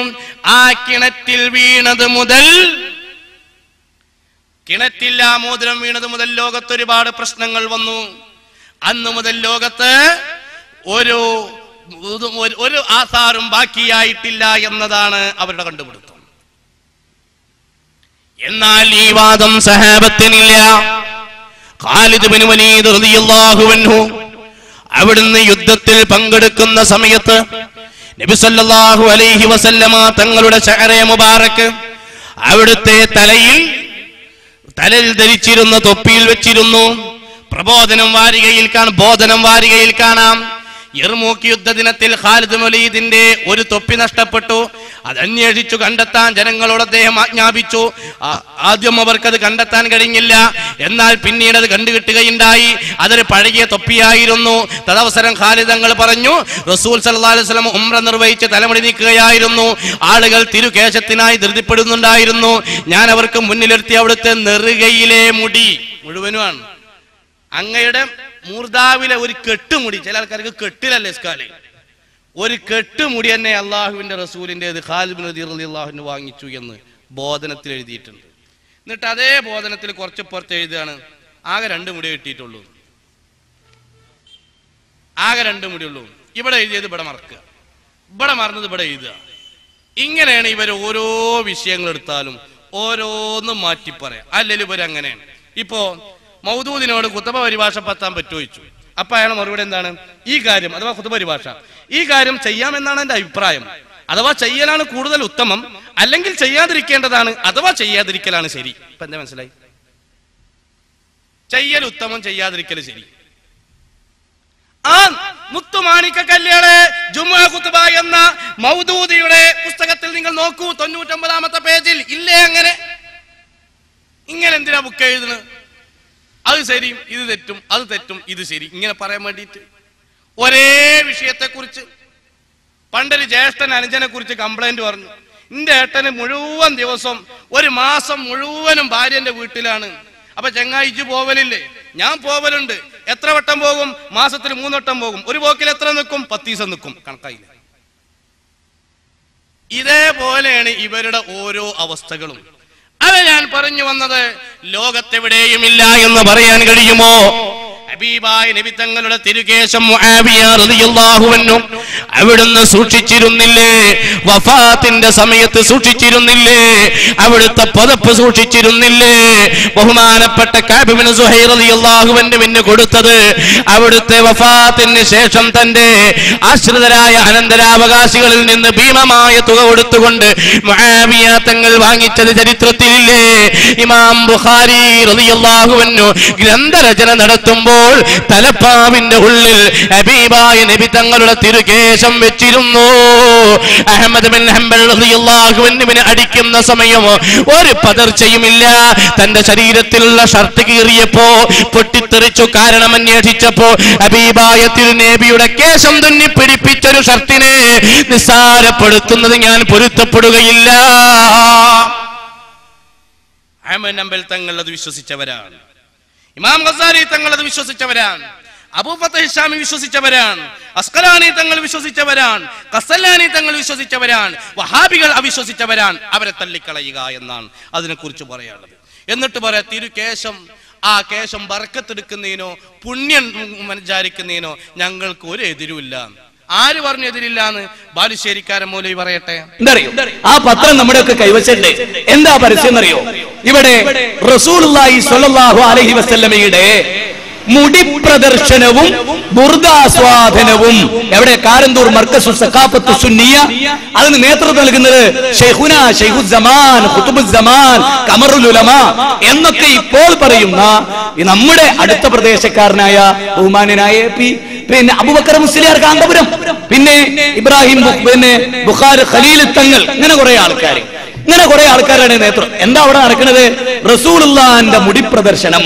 ഞാൻ വളരെ കൃത്യമായി പറയുന്നു, റസൂലുള്ളാഹി സ്വല്ലല്ലാഹു അലൈഹി വസല്ലമയുടെ മുടി സഹാബത്ത് സൂക്ഷിച്ച ഘട്ടങ്ങൾ എന്താണ് എന്ന് കൃത്യമായി പഠിക്കേണ്ടതുണ്ട്. ഇപ്പൊ റസൂലുള്ളാഹിന്റെ മുടി ഏതുപോലെ നമുക്ക് വളരെ പ്രിയപ്പെട്ട നമ്മുടെ ബാപ്പ മരിക്കുമ്പോ ബാപ്പ സ്ഥിരമായിട്ട് ഉപയോഗിച്ച പേന ബാപ്പയുടെ ഓർമ്മക്കായി എടുത്തു വെക്കൂ. സ്നേഹമുള്ള മക്കള് അല്ലേ? നിങ്ങളൊന്ന് ആലോചിച്ച് നോക്കൂ. ബാപ്പട്ട ജുബ്ബ, ഇനി ബാപ്പാന്റെ വല്ല മുടി എവിടെ കൊഞ്ഞു, അതെന്തിനാ ആരാധിക്കാനാ? അതിന് പുണ്യം ഉണ്ടെന്ന് വിചാരിക്കാനാ? അല്ലെങ്കിൽ അതിൽ നിന്ന് എന്തെങ്കിലും കിട്ടുമെന്ന് വിചാരിക്കാനാ? അല്ല. മൗലവി എന്താ പറഞ്ഞത്? അള്ളാഹുവിന്റെ റസൂലിന്റെ കേശം സഹാബത്ത് സൂക്ഷിച്ചത് പുണ്യുണ്ട് എന്ന് വിചാരിച്ചിട്ടല്ല. പിന്നെ എന്താണ്? നമ്മള് ബാപ്പാനോട് സ്നേഹം ഉണ്ടെങ്കിൽ സ്നേഹമുള്ള മക്കൾ എന്താ ചെയ്യാ? ബാപ്പാന്റെ ഒരു ജുബ്ബ, ബാപ്പാന്റെ മുടി കൊഴിഞ്ഞടക്കുന്നുണ്ടെങ്കിൽ അതാരെങ്കിലും എടുത്തേക്കോ? നാളെ വെള്ളിയാഴ്ച രാവിലെ ബാപ്പ പോവുകയാണ് അങ്ങാടിക്ക്. അപ്പൊ മകൻ ചോദിക്ക, ബാപ്പ അങ്ങളെ എങ്ങട്ടാ? ഞാൻ കിട്ടൂല, അങ്ങോട്ട് ടൗണിക്കാ. എന്തിനാ? മുടി വെട്ടാനാ? എന്നാ നിൽക്കി ബാപ്പ, ഒരു 50 പൈസേൻ്റെ ഉറ എടുത്തിട്ട് പോകുക ബാപ്പാൻ്റെ മുടി വെറുക്കാൻ. നടക്കും ആരെങ്കിലും? എന്തായി പറയുന്നത്? നിങ്ങൾ ആലോചിച്ച് നോക്ക്. എന്നിട്ട് പറയുന്നു, ഹബീബായ നബി സല്ലല്ലാഹു അലൈഹി വസല്ലമ തങ്ങളുടെ തിരുശേഷിപ്പിന് പുണ്യമുണ്ട് എന്ന് വിചാരിച്ചിട്ടല്ല സഹാബത്ത് സൂക്ഷിച്ചത് എന്ന് ഈ മൗലവി വിശദീകരിക്കുമ്പോ മഹാന്മാരായ സഹാബത്തെ കിറാം എങ്ങനെയാണ് മനസ്സിലാക്കിയത്? ലഅൻ തകൂന ശഅറത്തും മിൻ ശഅരിൻ നബി സല്ലല്ലാഹു അലൈഹി വസല്ലമ അഹബ്ബു ഇലയ്യ മിനദ് ദുനിയ വമാ ഫിഹാ. ഈ ദുനിയാവ് മുഴുവൻ കൊടുത്തിട്ട് 40 കോടിയല്ല, ചിലക്കാർക്ക് 40 കോടിയിലാ പ്രശ്നം. 40 കോടി കൊണ്ട് പെൺകുട്ടികളെ കെട്ടിച്ചൂടെ? ഇന്ത്യയിൽ ആകെ 40 കോടിയുള്ളൂ. ഇവർ പറയുന്നേട്ടാ അങ്ങനെ ആകെ 40 കോടിയുള്ളൂ റിസർവ് ബാങ്ക് അച്ചടിച്ചിട്ട്, വേറെ പൈസ അല്ല. ആ കോലത്തിലെ അവർ വർത്താനം. അതുകൊണ്ട് പെമ്മക്കളെ കെട്ടിച്ചൂടെ, പേരേറ്റിക്കൂടെ? വന്നേരാ ഏപ്പിസ്ഥാൻ ആയിരക്കണക്കിന് പെൺകുട്ടികളെ കെട്ടിച്ചയച്ചിട്ട് ഇനി ബാക്കി പേര് കെട്ടിച്ചോട്ടെ. പദ്ധതികൾ വേറെല്ലേ? 33 വർഷം കൊണ്ട് വന്നരായ ശൈഖുന അവറുകളെ 1000 കോടിയുടെ പദ്ധതി നടപ്പിലാക്കിയിട്ടുണ്ട്. അങ്ങനെ നടപ്പിലാക്കിയ ഒരു പണ്ഡിതൻ ഇന്ത്യ രാജ്യത്തുണ്ടെങ്കിൽ അത് വന്യരായ ശൈഖുന AP ഉസ്താദ് മാത്രമാണ് എന്ന് ഈ സമയത്തുണർത്തുകയാണ്. മറ്റൊരു മൗദൂദിയൻ നേതാവോ ഒരു വഹാബിയൻ നേതാവോ ഒരു നേതാവിനും ഈ ഒരു വിഷയത്തിന് അള്ളാഹുവിന്റെ അനുഗ്രഹത്താൽ വന്യരായ ശൈഖുനായുടെ അടുത്തേക്ക് പോലും എത്താൻ കഴിഞ്ഞിട്ടില്ല. ഖിയാമത്ത് നാൾ വരെ കഴിയുകയുമില്ല എന്നാണ് ഈ സമയത്തുണർത്താനുള്ളത്. ഉറപ്പാണ്, ലാ ഡൗട്ട് ഫീഹി. അങ്ങനെ അതിലൊരു സംശയമില്ല. എന്നിട്ട് പെൺകുട്ടികളെ കെട്ടിച്ചൂടെ, പേരേറ്റി കൊടുത്തൂടെ? ഇങ്ങോട്ട് ഈ പ്രസംഗിക്കുന്ന ആള് അയാള് മതിലിന് മാത്രം 8 ലക്ഷം റുപ്യ. ഇത്ര സ്നേഹമുള്ള ആളാണെങ്കിൽ ഒരു 2.5 ലക്ഷം റുപ്യക്ക് ചെറിയ പെര കയറ്റിയിട്ട് ബാക്കി ആ വീടിന് ചെലവാക്കിയ 33 ലക്ഷം റുപ്യ അയലോക്കാർക്കും പിന്നെ സ്വന്തം ബംഗള കുട്ടിയേക്കും അങ്ങനെ കുറെ ആൾക്കാർ സമജ്ദാർ കേലി ഇഷാറ കാഫിയ അങ്ങനെയുള്ള അതല്ലേ ചെയ്യേണ്ടത്? ഇതല്ലേ മര്യാദ? ഇങ്ങനല്ലേ നമ്മൾ പ്രവർത്തിക്കേണ്ടത്? അങ്ങനെയല്ലേ പ്രിയപ്പെട്ടവരെ മാതൃക കാണിക്കേണ്ടത്? ധാരടാ വീട് വലിച്ചിട്ട് ആ കുറ്റിനെ കെട്ടിക്കുക എന്ന് പറഞ്ഞുകൊണ്ട് ഒരാള്, ആ ശൈലി ശരിയല്ലല്ലോ. അവന്റെ പ്രിയപ്പെട്ടവരെ, ഞാൻ പറഞ്ഞു വന്നത് അള്ളാഹുവിന്റെ അനുഗ്രഹത്താൽ വന്യരായ ശൈഖുന അവറുകൾ 40 കോടി കൊണ്ട് പള്ളി ഉണ്ടാക്കാൻ കാരണം 80 കോടി ഇല്ലായിട്ടാന്ന് മനസ്സിലാക്കിയാൽ മതി. അത്ര മനസ്സിലാക്കിയ 80 കോടി ഇട്ടോ അതിനും പള്ളി ഉണ്ടാക്കാം. അതൊരിക്കലും ഒരു വിഷയമുള്ള കാര്യമല്ല. മക്കയിലും മസ്ജിദുൽ നബവിയിലും മസ്ജിദുൽ ഹറാമിലുമുള്ള തിരുശേഷിപ്പുള്ള ആ പള്ളിക്ക് 400 കോടിയാണോ വില? അതിനും അപ്പുറമില്ലേ എന്റെ പ്രിയപ്പെട്ടവരെ? എന്നിട്ട് ഞങ്ങൾ എതിരല്ല എന്ന് പറയാം. ഇവരോ ഈ മൗലവി അറിയുന്നതോ എതിരാണ് എന്ന് പറയാം. എതിരാണ് എന്ന് പറയാൻ കാരണം എന്താണ്? അത് അവരുടെ മൈൻഡ് പറഞ്ഞതാണ്. എതിരല്ല എന്ന് പറയാൻ കാരണം എന്താണ്? അത് കുടുങ്ങുമ്പോ പറയണതാ. അങ്ങനെ പറയും, കുടുങ്ങുമ്പോ തിരുത്തുക എന്നൊക്കെ സ്വാഭാവിക. ഇപ്പൊ ഇവരുടെ മൗലവി തന്നെ അവരുടെ പ്രസിദ്ധീകരണത്തെ കുറിച്ച് പറഞ്ഞപ്പോ അത് തിരുത്തുന്നത് നോക്കൂ. അവരുടെ സാധാരണഗതിയിൽ ഉണ്ടാകുന്ന ചില വിഷയങ്ങളാണ് അതൊക്കെ. സല്ലല്ലാഹു അലൈഹി വസല്ലമയുടെ മുടിക്ക് വല്ല പ്രത്യേകതയും ഉണ്ടായിരുന്നെങ്കിൽ അത് സഹാബത്ത് സൂക്ഷിച്ചു വെക്കുമായിരുന്നു എന്ന് വിചിന്തനത്തിലുണ്ട് എന്ന് പറഞ്ഞിട്ട് റസൂലുള്ളാഹി സ്വല്ലല്ലാഹു അലൈഹി വസല്ലം സഹാബത്ത് മുടി വീതിച്ചെടുത്തതും അതുപോലെ മുടി സൂക്ഷിച്ചൊക്കെ ഹദീസുകൾ ഉദ്ധരിച്ചു. യഥാർത്ഥത്തിൽ വിചിന്തനത്തിൽ സംഭവിച്ച ഒരു അബദ്ധമാണത്. ഞങ്ങൾ സമ്മതിക്കുന്നു, സൂക്ഷ്മത കുറവാണത്. ഇൻഷാ അല്ലാഹ് ബന്ധപ്പെട്ടവരുമായി പറഞ്ഞ് അത് തിരുത്തുക തന്നെ ചെയ്യും, യാതൊരു സംശയവും വേണ്ട. അതെങ്ങനെ ഓരോന്നോന്നും തിരുത്തിയാൽ മതി, പ്രശ്നം കഴിഞ്ഞു. അപ്പൊ നമ്മളെ പ്രസംഗങ്ങളെ കൊണ്ടും നമ്മളെ ക്ലിപ്പിങ്ങളെ കൊണ്ടും നമ്മളെ വിഷയങ്ങളെ കൊണ്ടും പുരോഗതിയുണ്ട്. അൽഹംദുലില്ലാ. ഇങ്ങനെ ഓരോന്നോരോന്ന് മാറ്റുക. എന്താ നമുക്ക് മുജാഹിദ് സെന്റർ കോഴിക്കാട്ട കച്ചവടത്തിനോ വളക്കച്ചവടത്തിനോ വിട്ടുകൊടുക്കാലോ? പ്രശ്നമില്ലല്ലോ, 2 ഓഫീസ് വേണ്ടല്ലോ. അങ്ങനെ ഓരോ ആദർശം മാറ്റുക. എന്നിട്ട് സുന്നത്ത് ജമാഅത്തിന്റെ ആശയത്തിലേക്ക് വരിക. ഇബ്നു അബ്ദുൽ വഹാബിന്റെ ആശയത്തിൽ നിന്ന് മാറുക, ബിദഈ ആശയത്തിൽ നിന്ന് മാറുക, സുന്നത്ത് ജമാഅത്തിന്റെ വഹിതമായ സന്ദേശത്തിലേക്ക് വരിക. എന്നാ തൊപ്പിട്ട് തരാ, തലീക്കെട്ടി തരാ, നല്ല സുന്നത്ത് ജമാഅത്തിന്റെ വഅദ് പറയാ. അങ്ങനല്ലേ വേണ്ടത്? ഓരോന്നോരോന്ന് മാറ്റുക. അൽഹംദുലില്ലാ മാറുന്നുണ്ട്. ഇനി നിങ്ങൾ ആലോചിച്ച് നോക്ക്, അങ്ങനെ മാറ്റിയതിന് എത്രയോ ഉദാഹരണമുണ്ട്. ഉദാഹരണം പറയുകയാണെങ്കിൽ ഇവര് പറയാറുള്ളത് അവനാണ് അള്ളാഹിനോട് ചോദിക്കാനുള്ളത് അവനോട് ചോദിച്ചുകൂടെ, കണ്ട നാടിയനേക്കാൾ അടുത്താണല്ലോ, അതുകൊണ്ട് കൂട്ടുപ്രാർത്ഥന പാടില്ല എന്ന് പറഞ്ഞ ആളുകള്. കൂട്ടുപ്രാർത്ഥന കുഴപ്പമില്ല, ദുആക്ക് ഇജാബത്തിന് കിട്ടുന്ന സമയത്ത് ഞാൻ കൂട്ടുപ്രാർത്ഥന നടത്തി എഴുതിയിട്ട് മാത്രം പുറത്തൊന്നുമില്ല. സക്കരിയ സലാഹി പറയും നോക്കി. പിന്നെ ഒരാൾ ദുആ ചെയ്തിട്ട് മറ്റേ ആൾ ആമീൻ പറഞ്ഞാൽ ദീനിന്ന് പുറത്തൊന്നും ഞാൻ കൈപ്പറയല്ല. ഒരു കുടുംബത്തിൽ വിഷമിച്ചു കൊണ്ടിരിക്കുന്ന വാപ്പ പറയാണ്, മക്കളെ എല്ലാവരും നോലെടുത്ത് വന്നാണ്, നമ്മളെ ഈ കുട്ടിക്ക് സുഖമല്ലല്ലോ, നമ്മളെല്ലാവരും കൂടി അല്ലാണ്ട് ദുആ ചെയ്യാ. ബാപ്പ ദുആർക്കാൻ എൻ്റെ മക്കളെല്ലാവരും ആമീൻ പറയാൻ പറഞ്ഞു. ബാപ്പ ദുആർന്ന് മക്കൾ ആമീൻ പറഞ്ഞു. വല്ല കുഴപ്പമുണ്ടോ? ഇല്ല. അന്ന് രാത്രി തഹജ്ജുദിന് എല്ലാവരും വിളിച്ചുണർത്തിയിട്ട് പറയാം, മക്കളെ നമ്മൾ ഉത്തരം കിട്ടുന്ന സമയമാണ്, എല്ലാവരും ദുആ ചെയ്യാ. ബാപ്പ ദുആ ചെയ്യാ, പിന്നെ ആമീൻ പറഞ്ഞോളി. അങ്ങനെ ഏതെങ്കിലും സന്ദർഭത്തിൽ ദുആ ചെയ്യുന്ന സന്ദർഭത്തിൽ ഒരാൾ പ്രാർത്ഥിക്കും, മറ്റാൾ ആമീൻ പറഞ്ഞ ഇസ്ലാം എന്ന് പുറത്തു പോകുന്നില്ല. ഇല്ലേ? അത് ശരി. മറ്റാൾ എന്താ പറഞ്ഞത്? ബാലുശ്ശേരി എന്താ പറഞ്ഞത്? ഒരാൾ അവിടെ നിസ്കാരത്തിന് ശേഷം കൂട്ടുപ്രാർത്ഥന നടത്തുന്നുണ്ട് നിൽക്കുക, അല്ലെങ്കിൽ കുനൂത്ത് അല്ലാഹുമ്മ ഹ്ദിനി ഫീമൻ ഹദൈത്ത് ചെല്ലുന്നുണ്ട് നിൽക്കുക. അപ്പുറത്തൊരു മൗലവി ലേഡീസ് ആൻഡ് ജെന്റ്സ് അവിടെ ഒരു കലാപരിപാടി നടത്തുന്നുണ്ട് എന്ന് വെക്കുക. എങ്കിൽ ആ കലാപരിപാടിന്റെ അവിടേക്ക് തിരിയാതെ കുനൂത്ത് മുടക്കണം എന്നാ പറഞ്ഞത്. വ്യഭിചാരത്തിനേക്കാൾ വലിയ കുറ്റാണ് കുനൂത്ത് ഓതുന്നത്, വ്യഭിചാരത്തിനേക്കാൾ വലിയ കുറ്റാണ് കൂട്ടുപ്രാർത്ഥന എന്നാ പറഞ്ഞത്. ഇയാൾ പറഞ്ഞതോ ദുആക്ക് ഇജാബത്ത് കിട്ടുന്ന സമയം അള്ളാഹുവിന്റെ റസൂല് പ്രധാനമായും 3 സന്ദർഭം പറഞ്ഞു. ഒന്ന് ജൗഫൽ ലൈൽ, പാതിരാ സമയം. ആ പാതിരാ സമയത്ത് കുട്ടിക്ക് അസുഖം, ബാപ്പ എല്ലാവരും വിളിച്ചൊരുത്തിയിട്ട് മക്കളെ ഞങ്ങളൊക്കെ ഉതുണ്ടാക്കി വരും പറഞ്ഞു. ഉതുണ്ടാക്കി വന്നിട്ട് എല്ലാവരും തഹജ്ജുദ് നിസ്കരിച്ചിട്ട് ബാപ്പ ദുആർന്നു. മക്കളോടൊക്കെ ആമീൻ പറയാൻ പറഞ്ഞു. ഓലൊക്കെ ആമീൻ പറഞ്ഞാൽ വല്ല കുഴപ്പമുണ്ടോ? ഇല്ല. ഞാൻ ഹദീസിൽ 2ാമത് പറഞ്ഞാൽ നിസ്കാരത്തിന്റെ ശേഷം അവിടെ കൂടി വന്ന പ്രശ്നം തീർന്നു. അപ്പൊ ഒരു തലക്കെത്തി മൂവായി മുസ്ലിമായി കുറച്ചയക്കണ്. അപ്പൊ ഇങ്ങനെ ഓരോന്നോരോന്ന് എന്റെ പ്രിയപ്പെട്ടവരെ ഇവരിങ്ങനെ മാറിക്കൊണ്ടിരിക്കുന്നുണ്ട്. കൂട്ടുപ്രാർത്ഥന പാടില്ല എന്ന് ഇവരെ കൂട്ടുമുന്നികളായ ജമാഅത്തേരും പറയലുണ്ട്. ഓൽക്കും ചിലപ്പോഴൊക്കെ പറ്റും. ഉദാഹരണം നോക്കൂ, ജമാഅത്തെ ഇസ്ലാമിക്കാർ കൂട്ടുപ്രാർത്ഥന നടത്തുന്നത്.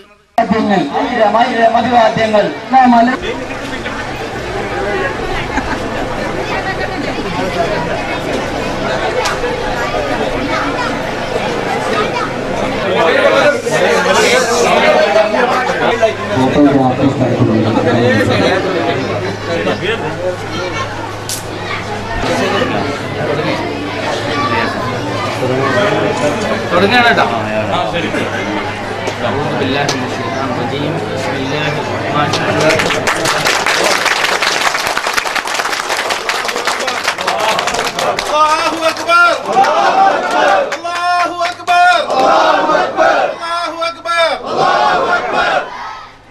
ربنا تقبل منا إنك أنت السميع العليم وتب علينا إنك أنت التواب الرحيم.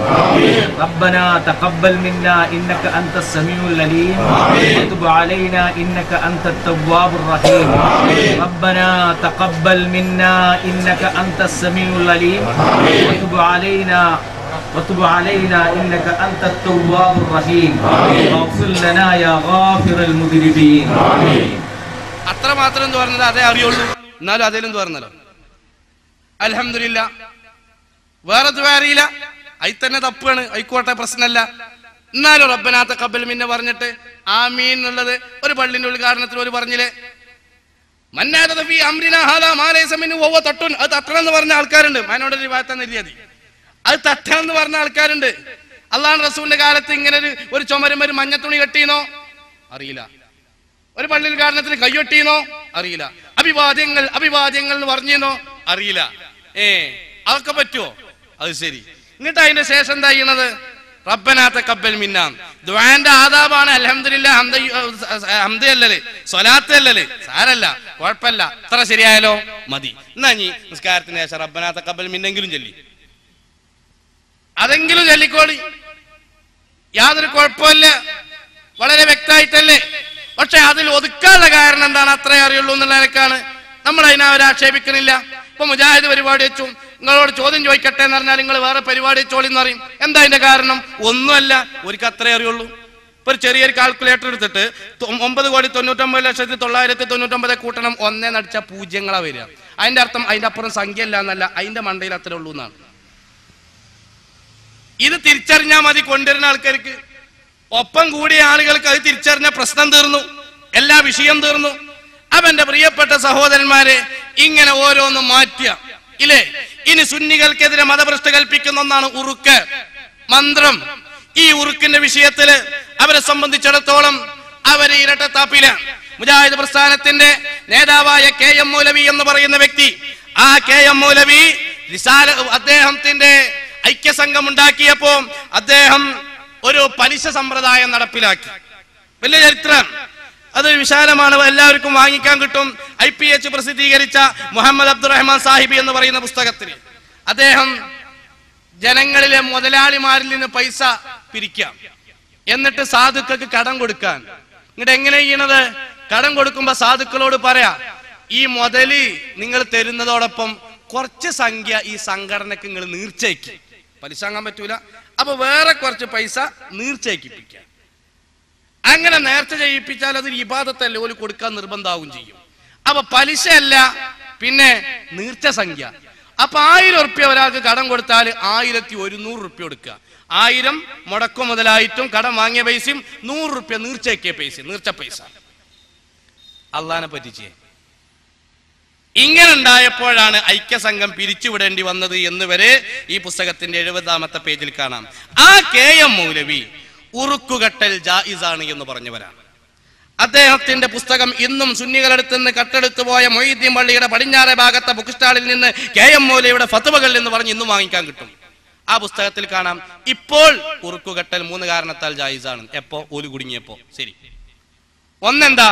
അറബി ഭാഷയിലാവണം, കുത്തുബ അറബിയിലോ വേണ്ട, ഉറുക്കാവണം, ആയിക്കോട്ടെ, നമുക്ക് പ്രശ്നമല്ല. അങ്ങനെ കുറെ നിബന്ധനയോടുകൂടെ പറ്റും. അന്ന് ഉമർ മൗലവി, ഇംഗ്ലീഷിൽ എഴുതിയപ്പോൾ ഒരാൾ കുമാർ മൗലവി എന്ന് വെച്ചു. ആ ഉമർ മൗലവി എന്ന് പറയുന്ന വ്യക്തി, അദ്ദേഹം ഉറുക്കുകെട്ടൽ ശിർക്കാണ്, ഇങ്ങനെ ശിർക്കാണ് എന്ന് സ്റ്റേജുകളിലും പേജുകളിലും എഴുതും. എഴുതിയിട്ടോ പ്രസംഗിച്ചു വരുമ്പോ ഭാര്യക്ക് ക്ഷീണാണോ, നയ്യോ ആങ്ങളെയും കൂടി പതുക്കെ പെയ്ക്കോ എന്ന് പറഞ്ഞിട്ട് പോകും ചെയ്യും. സക്കരിയ സലാഹി എന്നെ പറയുന്നത് നോക്കൂ. ഘട്ടങ്ങളിൽ പിശാചി നമ്മളെ സമീപിക്കും. അവിടെ നിന്ന് പോയോക്ക്, ഇവിടെ നിന്ന് പോയോക്ക്. അപ്പൊ ഇരുകാലി പിശാചുക്കളും വരും. എന്റെ സലഫി മുജാഹിദും പറഞ്ഞാലേ കുട്ടിനെ കറുത്ത കണ്ടോ എന്ന് പറയും. പെണ്ണുങ്ങൾ ഇങ്ങനെ മന്ത്രിക്കും, കാരണം അധികവും മറ്റേന്ന് കെട്ടിക്കൊടുന്നാവും സ്ത്രീധനം വാങ്ങാൻ സൗകര്യത്തിന്. അപ്പൊ ഓളെങ്ങനെ തലയണ മന്ദം, മനുഷ്യ നിങ്ങളെ സലഫിയും മുജാഹിദും പറഞ്ഞാൽ നമ്മളെ കുട്ടിന്റെ കാര്യം കേട്ടോ. ഓളൊരു കരച്ചിലും അതിലിപ്പം വീണ് നെജ്ജു എന്റെ ആങ്ങളെയും കൊണ്ടേക്ക് ആരും അറിയണ്ട. അങ്ങനെ തലയില് മുണ്ടിട്ടിട്ട് മെല്ലെ പോവുക.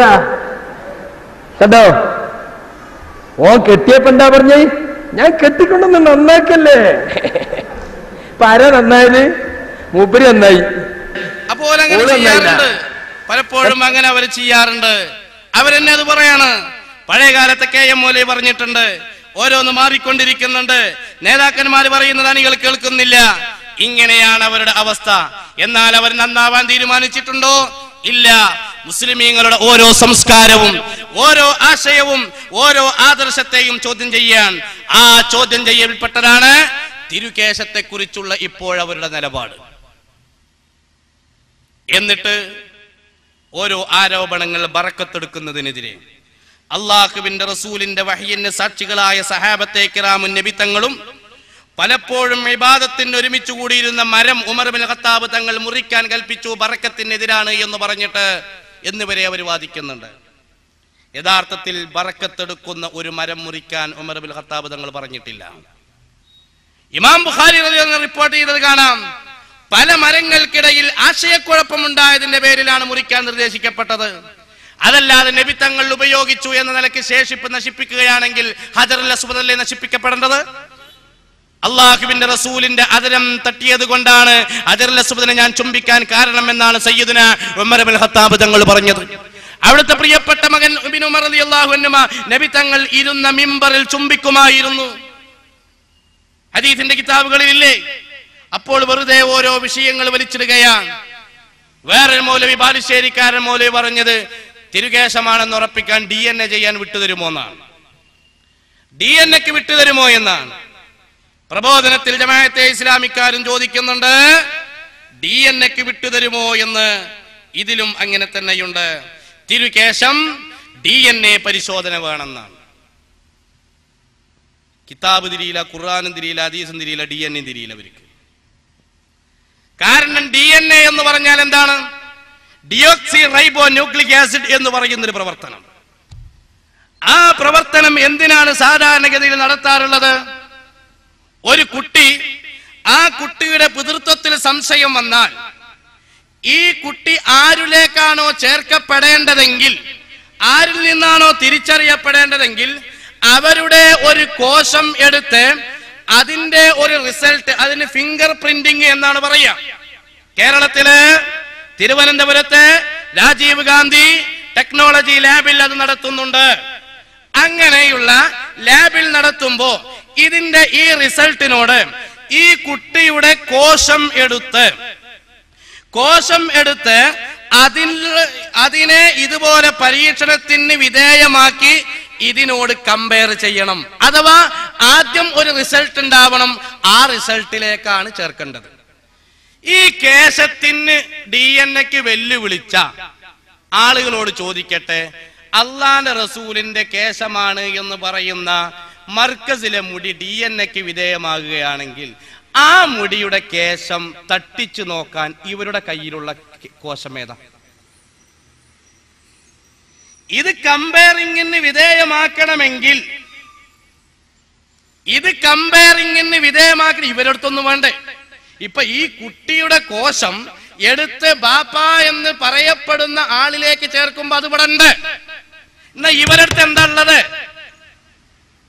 ഇവരുടേത് അടുക്കൽ എന്താണുള്ളത് തിരിച്ചറിയാൻ. ഇനിയോ പിതാവിന്റെ മകൻ, അങ്ങനെ തൊട്ട തലമുറകളിലേക്ക് ജ്യേഷ്ഠൻ, അനുജൻ, അവരിലേക്കൊക്കെയാണ് ഇത് ചേർക്കപ്പെടാറുള്ളതെങ്കിൽ ഇത് തിരിച്ചറിയണമെങ്കിൽ പ്രവാചകന്റേതു തന്നെയാണ് എന്ന് തിരിച്ചറിയാൻ ഈ കേശം ഉപയോഗപ്പെടുത്തുമ്പോൾ ഇവരുടെ കൈവശമുള്ള കോശം ഏത്? ഒരിടത്തുണ്ടോ?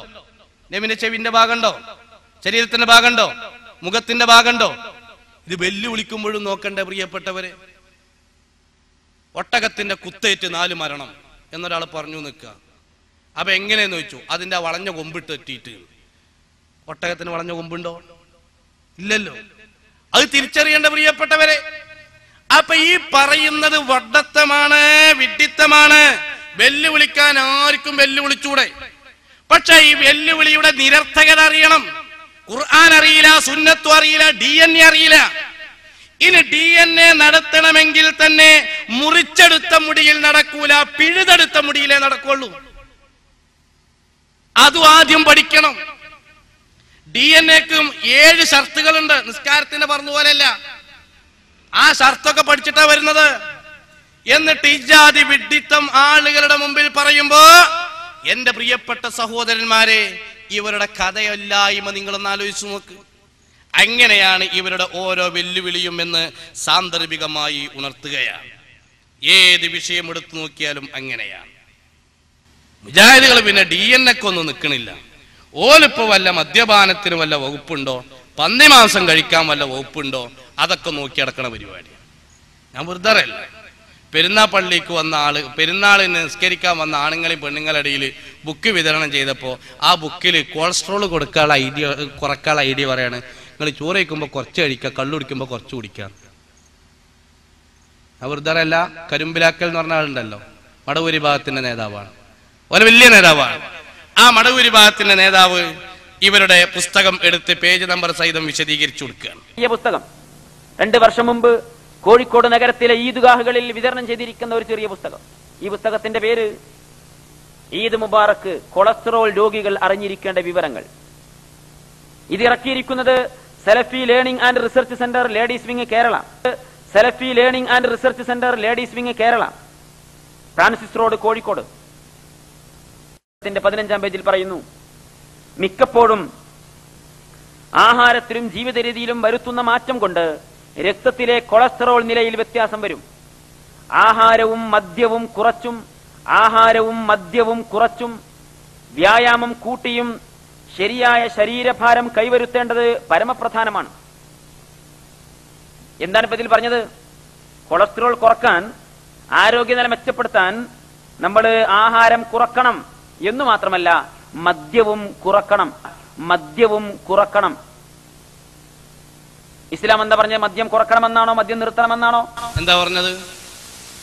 ഇവര് പറയണത് മദ്യം കുറക്കുക എന്നാണ്. ഖുർആൻ പറഞ്ഞതോ ഇന്നമൽ ഖംറു വൽ മൈസറു വൽ അൻസാബു വൽ അസ്ലാമു റിജ്സും മിൻ അമലി ശൈത്വാൻ വജ്തനിബൂഹു ലഅല്ലകും തുഫ്ലിഹൂൻ. ഒഴിവാക്കണം എന്നാണ്. ഇവര് പറഞ്ഞതോ കുറക്കണം എന്നാണ്. എന്നിട്ടാ അവർ ഉപദേശിക്കുന്നത്.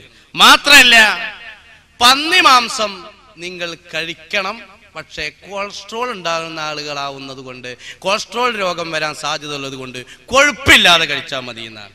അദ്ദേഹം തന്നെ പറയട്ടെ.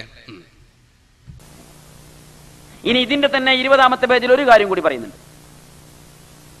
20-ാമത്തെ പേജിൽ പറയുന്നു, കൊളസ്ട്രോൾ രോഗികൾക്ക് സ്വീകരിക്കാവുന്നതും ഒഴിവാക്കേണ്ടതുമായിരിക്കുന്ന ആഹാര രീതിയെക്കുറിച്ച്.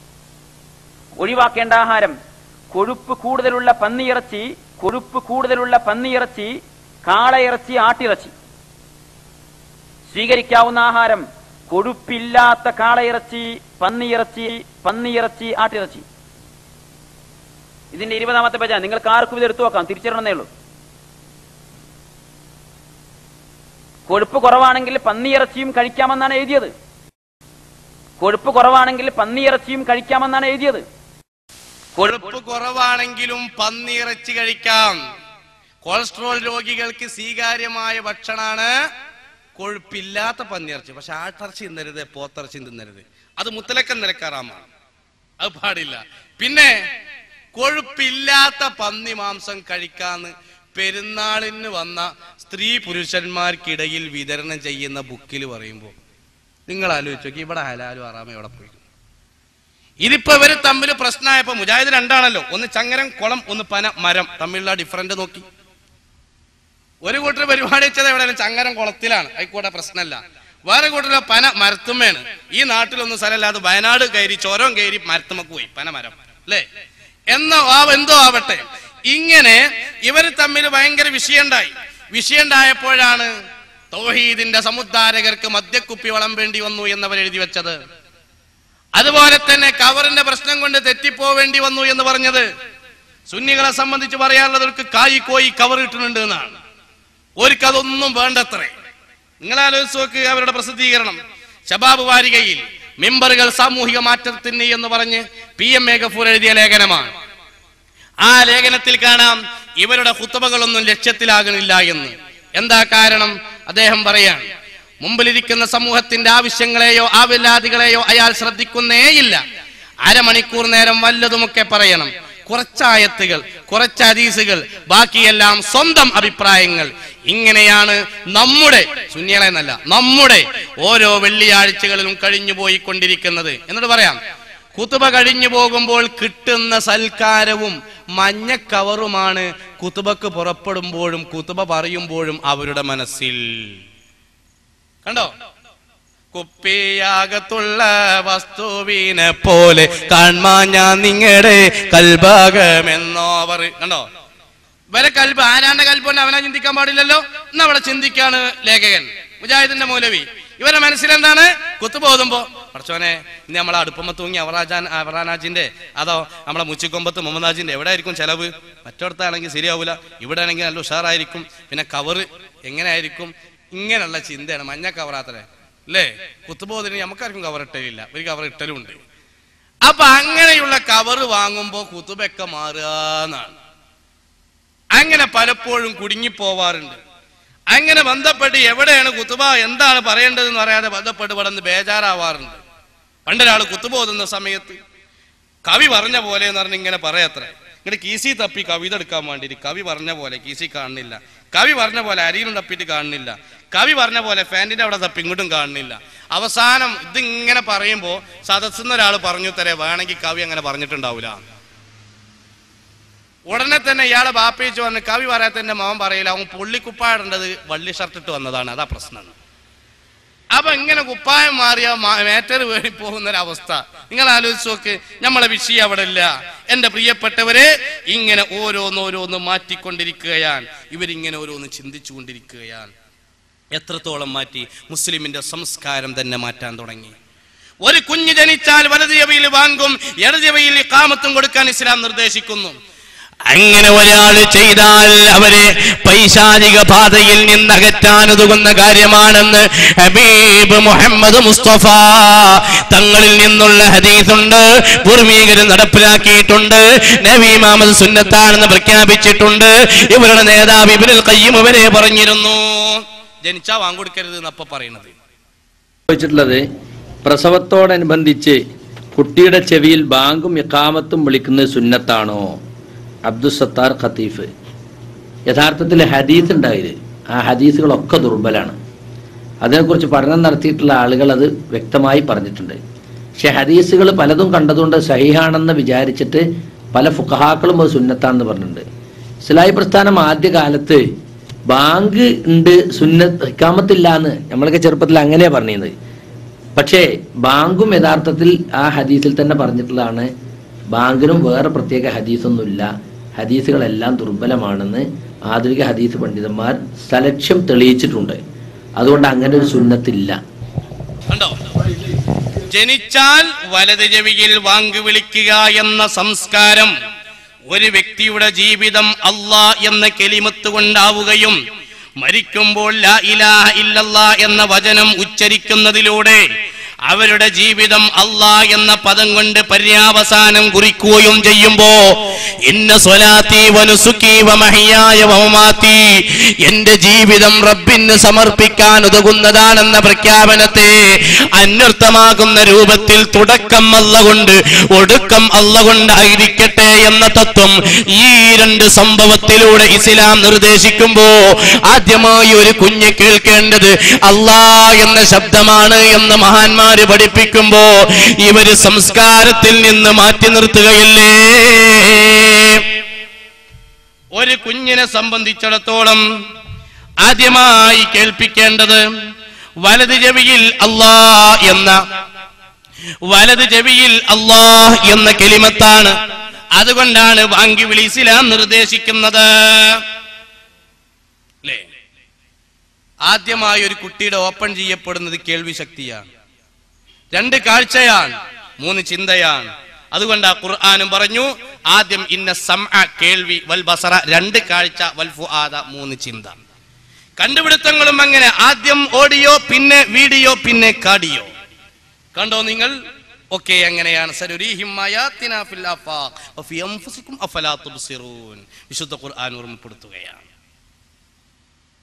എന്നാൽ ആ സംസ്കാരത്തിൽ നിന്നൊഴിവായി അങ്ങനെ ഓരോ വിഷയങ്ങളിൽ നിന്നും മാറ്റിക്കൊണ്ടിരിക്കുകയാണ്. ഓരോ വിഷയങ്ങളിൽ നിന്നും മാറിയതാണ് എൻ്റെ പ്രിയപ്പെട്ട സഹോദരന്മാരെ.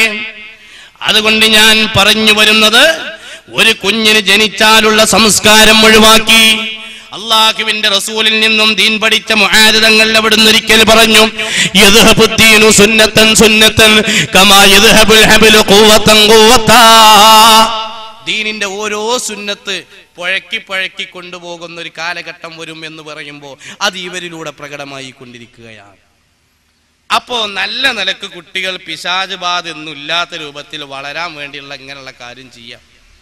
ആ കാര്യം ചെയ്യാതിരിക്കുന്നതോട് കൂടെ കുട്ടികൾ അഴിഞ്ഞാടുക, നിയമങ്ങൾ ലംഘിച്ച് യാത്ര പോകുക. ഇവരെ യുവതികളായ പെൺകുട്ടികൾ വരെ അമേരിക്കയിൽ വരെ ഒറ്റയ്ക്ക് യാത്ര പോണ കഥയാ നമ്മളെ ശ്രീമാൻ കരിമ്പിലാക്കൽ പറയുന്നു. സുഹറ ടീച്ചറെ കഥ അദ്ദേഹം പറഞ്ഞത് നോക്കൂ. നിങ്ങളെ കൂട്ടത്തിലെ ഒരു താത്തണ്ടല്ലോ, ഒരു MGM-ന്റെ ഒരു നേതാവ്, നമ്മുടെ സുഹറ മമ്പാട്, 37 ഇടക്കാലത്ത് ഒന്ന് അമേരിക്കൊക്കെ ഒന്ന് പോയി ചുറ്റിക്കറങ്ങി പോകുന്നുണ്ട്. നിങ്ങളും അറിയും നമ്മളും അറിയും. സാധാരണ ഒരു പെണ്ണിനെ യാത്ര ചെയ്യണമെങ്കിൽ ഭർത്താവോ വിവാഹബന്ധം നിഷിദ്ധമായിരിക്കുന്ന മറ്റു പുരുഷന്മാരോ വേണം കൂടെ.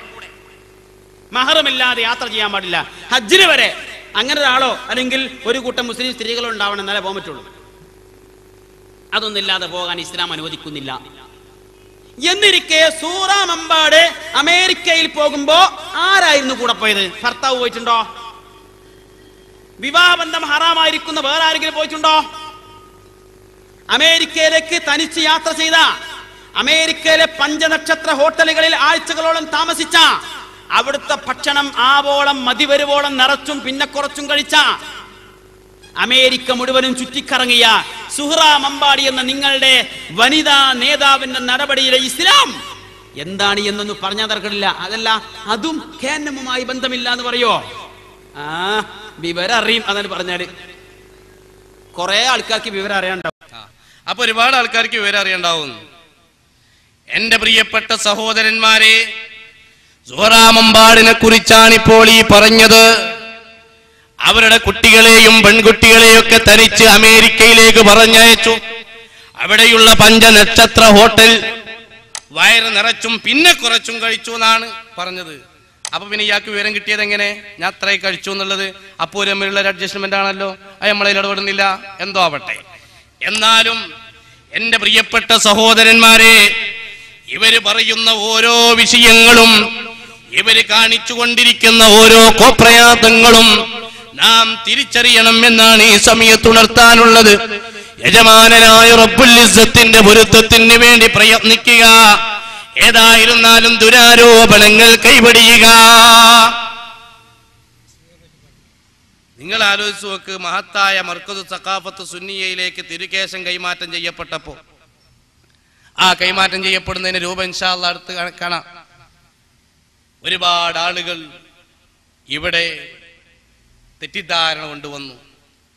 സ്വന്തം ആളുകൾ, പെൺകുട്ടികൾ അമേരിക്കയിലേക്ക് പോകുന്നവർ ശ്രദ്ധിക്കുന്നില്ല.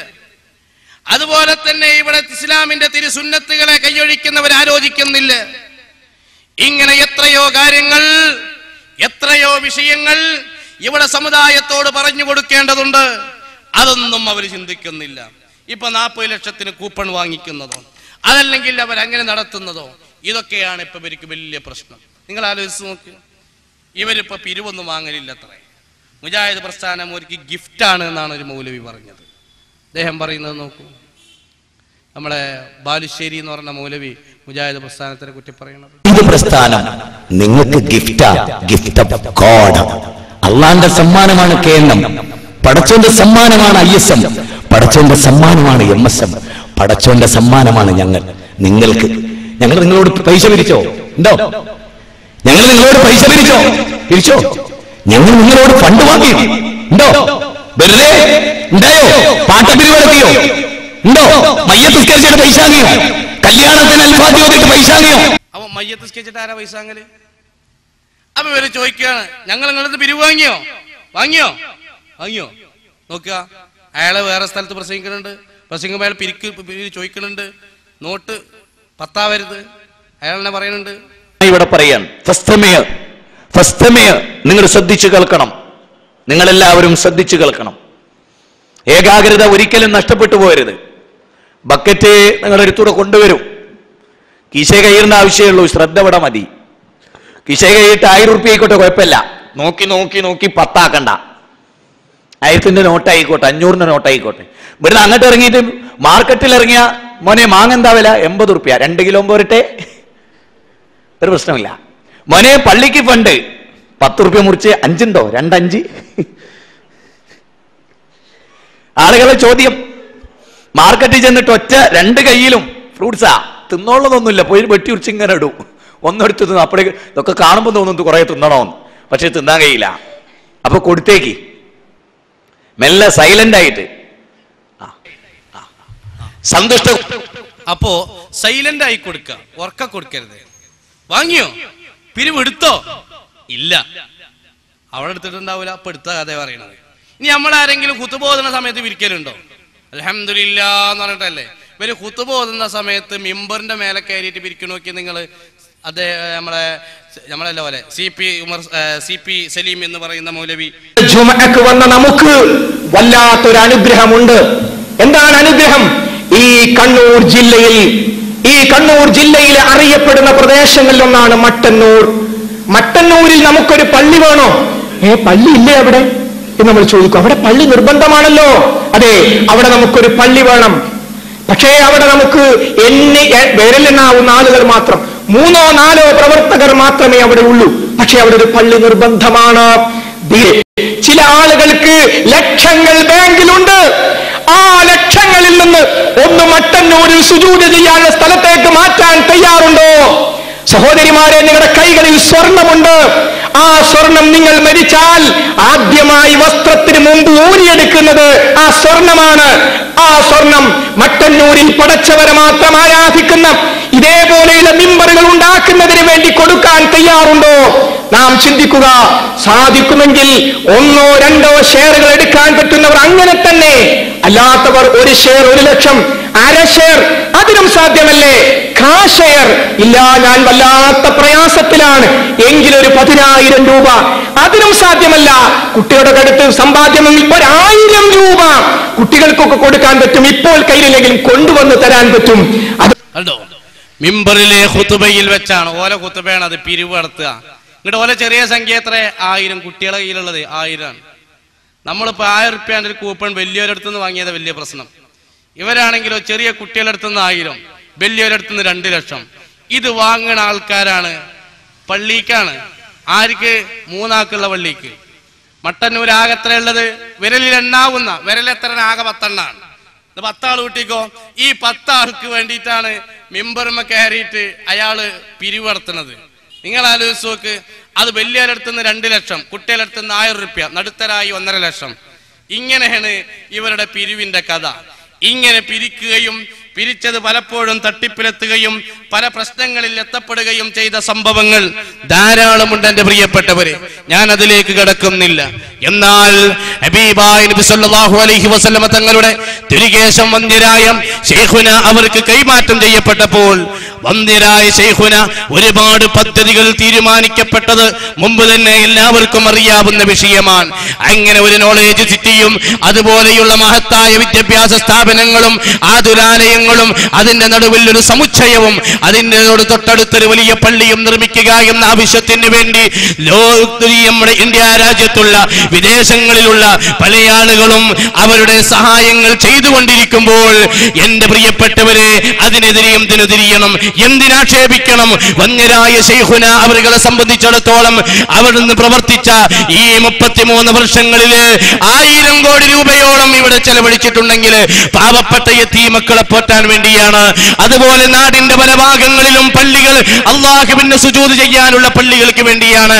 അങ്ങനെയുള്ള പള്ളികൾ വന്യരായ ശൈഖുന അവർ നിർമ്മിക്കുമ്പോ ഏതെങ്കിലും ഒരു പള്ളിക്കൊരു വെട്ടുകല്ല് പോലും സംഭാവന ചെയ്യാൻ കഴിയാത്ത ആളുകൾ ശൈഖുനെ വിമർശിക്കുമ്പോൾ നിങ്ങളോട് ഈ സമയത്ത് ഉണർത്താനുള്ളത് ഇമാം ഗസാലി തങ്ങൾ പറഞ്ഞതുപോലെ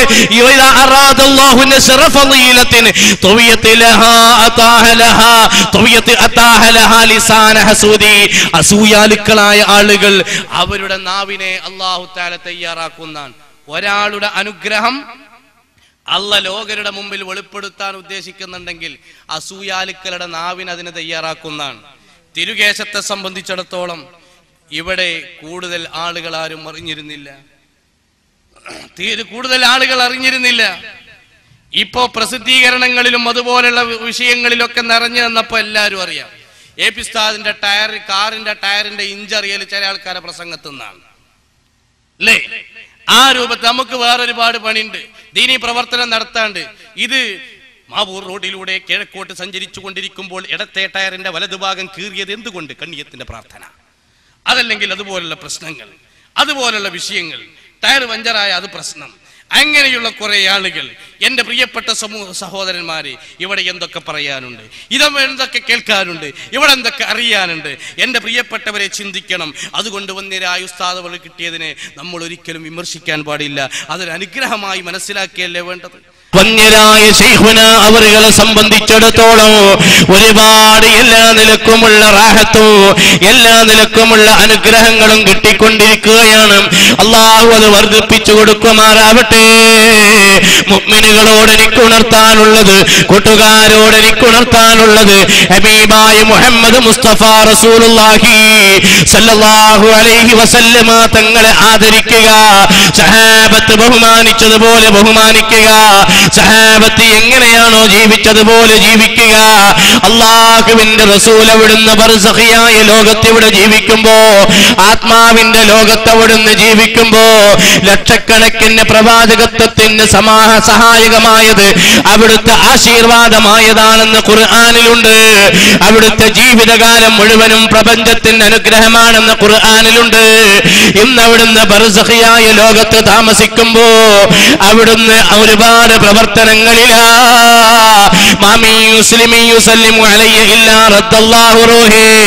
ആര് സലാം പറഞ്ഞാലും നബി തങ്ങൾ പ്രതികരിക്കുന്നു.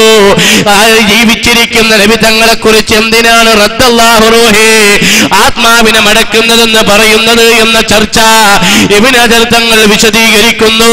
വൽ മുറാദ് ബി റദ്ദിർ റൂഹി ഹാഹുനാ, നബി തങ്ങളുടെ ആത്മാവ് മടക്കുക എന്ന് പറഞ്ഞാൽ അൽ ഫറാഹു മിൻ ശുഗ്ലിഹി അല്ലദീ ഹുവ ഫീ സദരിഹി ഫിൽ ബർസഖി, ബർസഖിയായ ലോകത്ത് ഖബർ ജീവിതത്തിൽ അവിടുന്ന് ഒരുപാട് പ്രവർത്തനത്തിലാണ്. മിനൻ നളിരി ഫീ അഅമാലി ഉമ്മത്തിഹി, നാം ഇവിടെ ഇരിക്കുന്നത് നബി തങ്ങൾ കാണുന്നുണ്ട്, ഉമ്മത്തിന്റെ അമലുകൾ അവിടുന്ന് വീക്ഷിക്കുന്നുണ്ട്. ഇബ്നു ഹജർ തങ്ങൾ അവിടെ വിശദീകരിക്കുന്നു. സ്വന്തം നിലക്ക് പറയുകയല്ല. സൂറത്ത് തൗബയുടെ 105-ാമത്തെ ആയത്തിലുള്ളത് വഖുൽ ഇഅ്മലൂ ഫസയറല്ലാഹു അമലക്കും വറസൂലുഹു, അല്ലാഹുവും റസൂലും അമൽ വീക്ഷിക്കുന്നുണ്ട് എന്നാണ്. എന്റെ പ്രിയപ്പെട്ട രക്ഷിതാക്കളെ, വൽ ഇസ്തിഗ്ഫാരി ലിമുസീഇഹിം, തിന്മ പ്രവർത്തിച്ച ആളുകളുണ്ടോ അവിടുത്തെ ഉമ്മത്തുകളിൽ നിന്നറിയാതെ അരുതായ്മകൾ വന്നിട്ടുണ്ടെങ്കിൽ അവർക്ക് വേണ്ടി റെക്കമെൻഡ് പറയാൻ നബി തങ്ങളുണ്ട്. അതല്ലേ വലൗ അന്നഹും യളമു അൻഫുസഹും എന്ന ആയത്തിലൂടെ, സൂറത്തു നിസായിലെ ആയത്തിലൂടെ അല്ലാഹു വിശുദ്ധ ഖുർആനിലൂടെ പഠിപ്പിക്കുന്നത്. മാത്രമല്ല വദ്ദുആഇൽ കശ്ഫിൽ ബലാഇ അൻഹു, നമുക്ക് വേണ്ടി പ്രാർത്ഥിക്കാൻ നബി തങ്ങളുണ്ട്. നമ്മുടെ കഷ്ടപ്പാടുകളിൽ നബി തങ്ങളും വിഷമം വിചാരിക്കുന്നുണ്ട്. അതല്ലേ ഖുർആനിൽ പറഞ്ഞത് ലഖദ് ജാഅകും റസൂലും മിൻ അൻഫുസികും, ഖിയാമത്ത് നാൾ വരെയുള്ള ജനവിഭാഗങ്ങളോട് പറഞ്ഞത് തൗബ സൂറത്തിലുണ്ട്. മാത്രമല്ല വത്തറദ്ദുദ് ഫീ അഖ്താരിൽ അർദി ബിഹുലൂലിൽ ബറക, നബി തങ്ങൾ ലോകത്ത് സാക്ഷിയാകുന്നുണ്ട്, അവിടുന്ന് സഞ്ചരിക്കുന്നുണ്ട്. ഒരു മുഅ്മിൻ ഖബറടക്കപ്പെട്ട് കഴിഞ്ഞാൽ അവിടെ നബി തങ്ങൾ വരുമെന്ന് സഹീഹുൽ ബുഖാരിയിൽ ഹബീബായ നബി തങ്ങൾ തന്നെ വിശദീകരിക്കുന്നു. വഅലമു അന്ന ഫീകും റസൂലല്ലാഹ്, നിങ്ങളിൽ അല്ലാഹുവിന്റെ റസൂൽ ഉണ്ടെന്ന് വിശ്വസിക്കണമെന്ന് വിശുദ്ധ ഖുർആൻ ഓർമ്മപ്പെടുത്തുന്നു. വശുഹൂദി ജനാസതി സ്വാലിഹി ഉമ്മ, ഹബീബായ മുഹമ്മദ് മുസ്തഫ സ്വാലിഹീങ്ങളായ ആളുകളുടെ ജനാസയിൽ പങ്കെടുക്കാൻ വരും കേട്ടോ. മലക്കുകൾ വരുമെന്ന് ഖുർആനിലില്ലേ? ഇന്നല്ലദീന ഖാലൂ റബ്ബുനല്ലാഹ് സുമ്മ ഇസ്തഖാമൂ തതനസ്സലു അലൈഹിമുൽ മലായിക, മലക്കുകൾ വരും എന്ന് ഖുർആനിലില്ലേ? നബി തങ്ങൾ വഫാത്താകുന്ന സമയത്ത് ജിബ്രീൽ അലൈഹിസ്സലാം വന്നുകൊണ്ട് അല്ലാഹു തആല നിങ്ങളുടെ റൂഹിനെ പിടിക്കാൻ അനുമതിയുണ്ടെങ്കിൽ പിടിക്കാമെന്ന ആ ഒരു അവസ്ഥയുമായി വന്നപ്പോ നബി തങ്ങൾ പറഞ്ഞത് അർറഫീഖൽ അലാ, മലക്കുകളോടൊത്തുള്ള സഹചാരിത്വമാണ്, അവരോടൊത്തുള്ള കൂട്ടുകെട്ടാണെങ്കിൽ മലക്കുകളോടൊത്ത് വരും കേട്ടോ. ഈ ആയത്ത് വിശദീകരിച്ച് മുഫസ്സിറുകൾ പറഞ്ഞിട്ടുണ്ട്. ഇങ്ങനെയുള്ള ഭാഗ്യമാണ് മുഅ്മിനുകൾക്കുള്ളതെങ്കിൽ എന്റെ പ്രിയപ്പെട്ട രക്ഷിതാക്കളെ, എന്റെ പ്രിയപ്പെട്ട കൂട്ടുകാരെ, എന്റെ പ്രിയപ്പെട്ട നാട്ടുകാരെ, നമുക്കെല്ലാവർക്കും വരാനുള്ളതാണ് മരണം. മാതാവിന്റെ ഗർഭാശയത്തിന് 280 ദിവസം നമ്മളൊക്കെ താമസിച്ചു. ആ 280 ദിവസം താമസിച്ച് ഭൂമി ലോകത്തേക്ക് വന്നവർ അടുത്തൊരു കേന്ദ്രം ലക്ഷ്യമാക്കി യാത്ര പോയിക്കൊണ്ടിരിക്കുകയാണ്. 2011-ലെയോ 15-ലെയോ 20-ലെയോ 25-ലെയോ ഏതോ ഒരു വർഷത്തിലെ ഏതോ ഒരു കലണ്ടറിലെ ഏതോ ഒരു ഡേറ്റ് എന്റെ ഡേറ്റാണ്, നിങ്ങളുടെ ഡേറ്റാണ്. അതിനെ ലക്ഷ്യമാക്കിക്കൊണ്ടാണ് നാം പോകുന്നത്.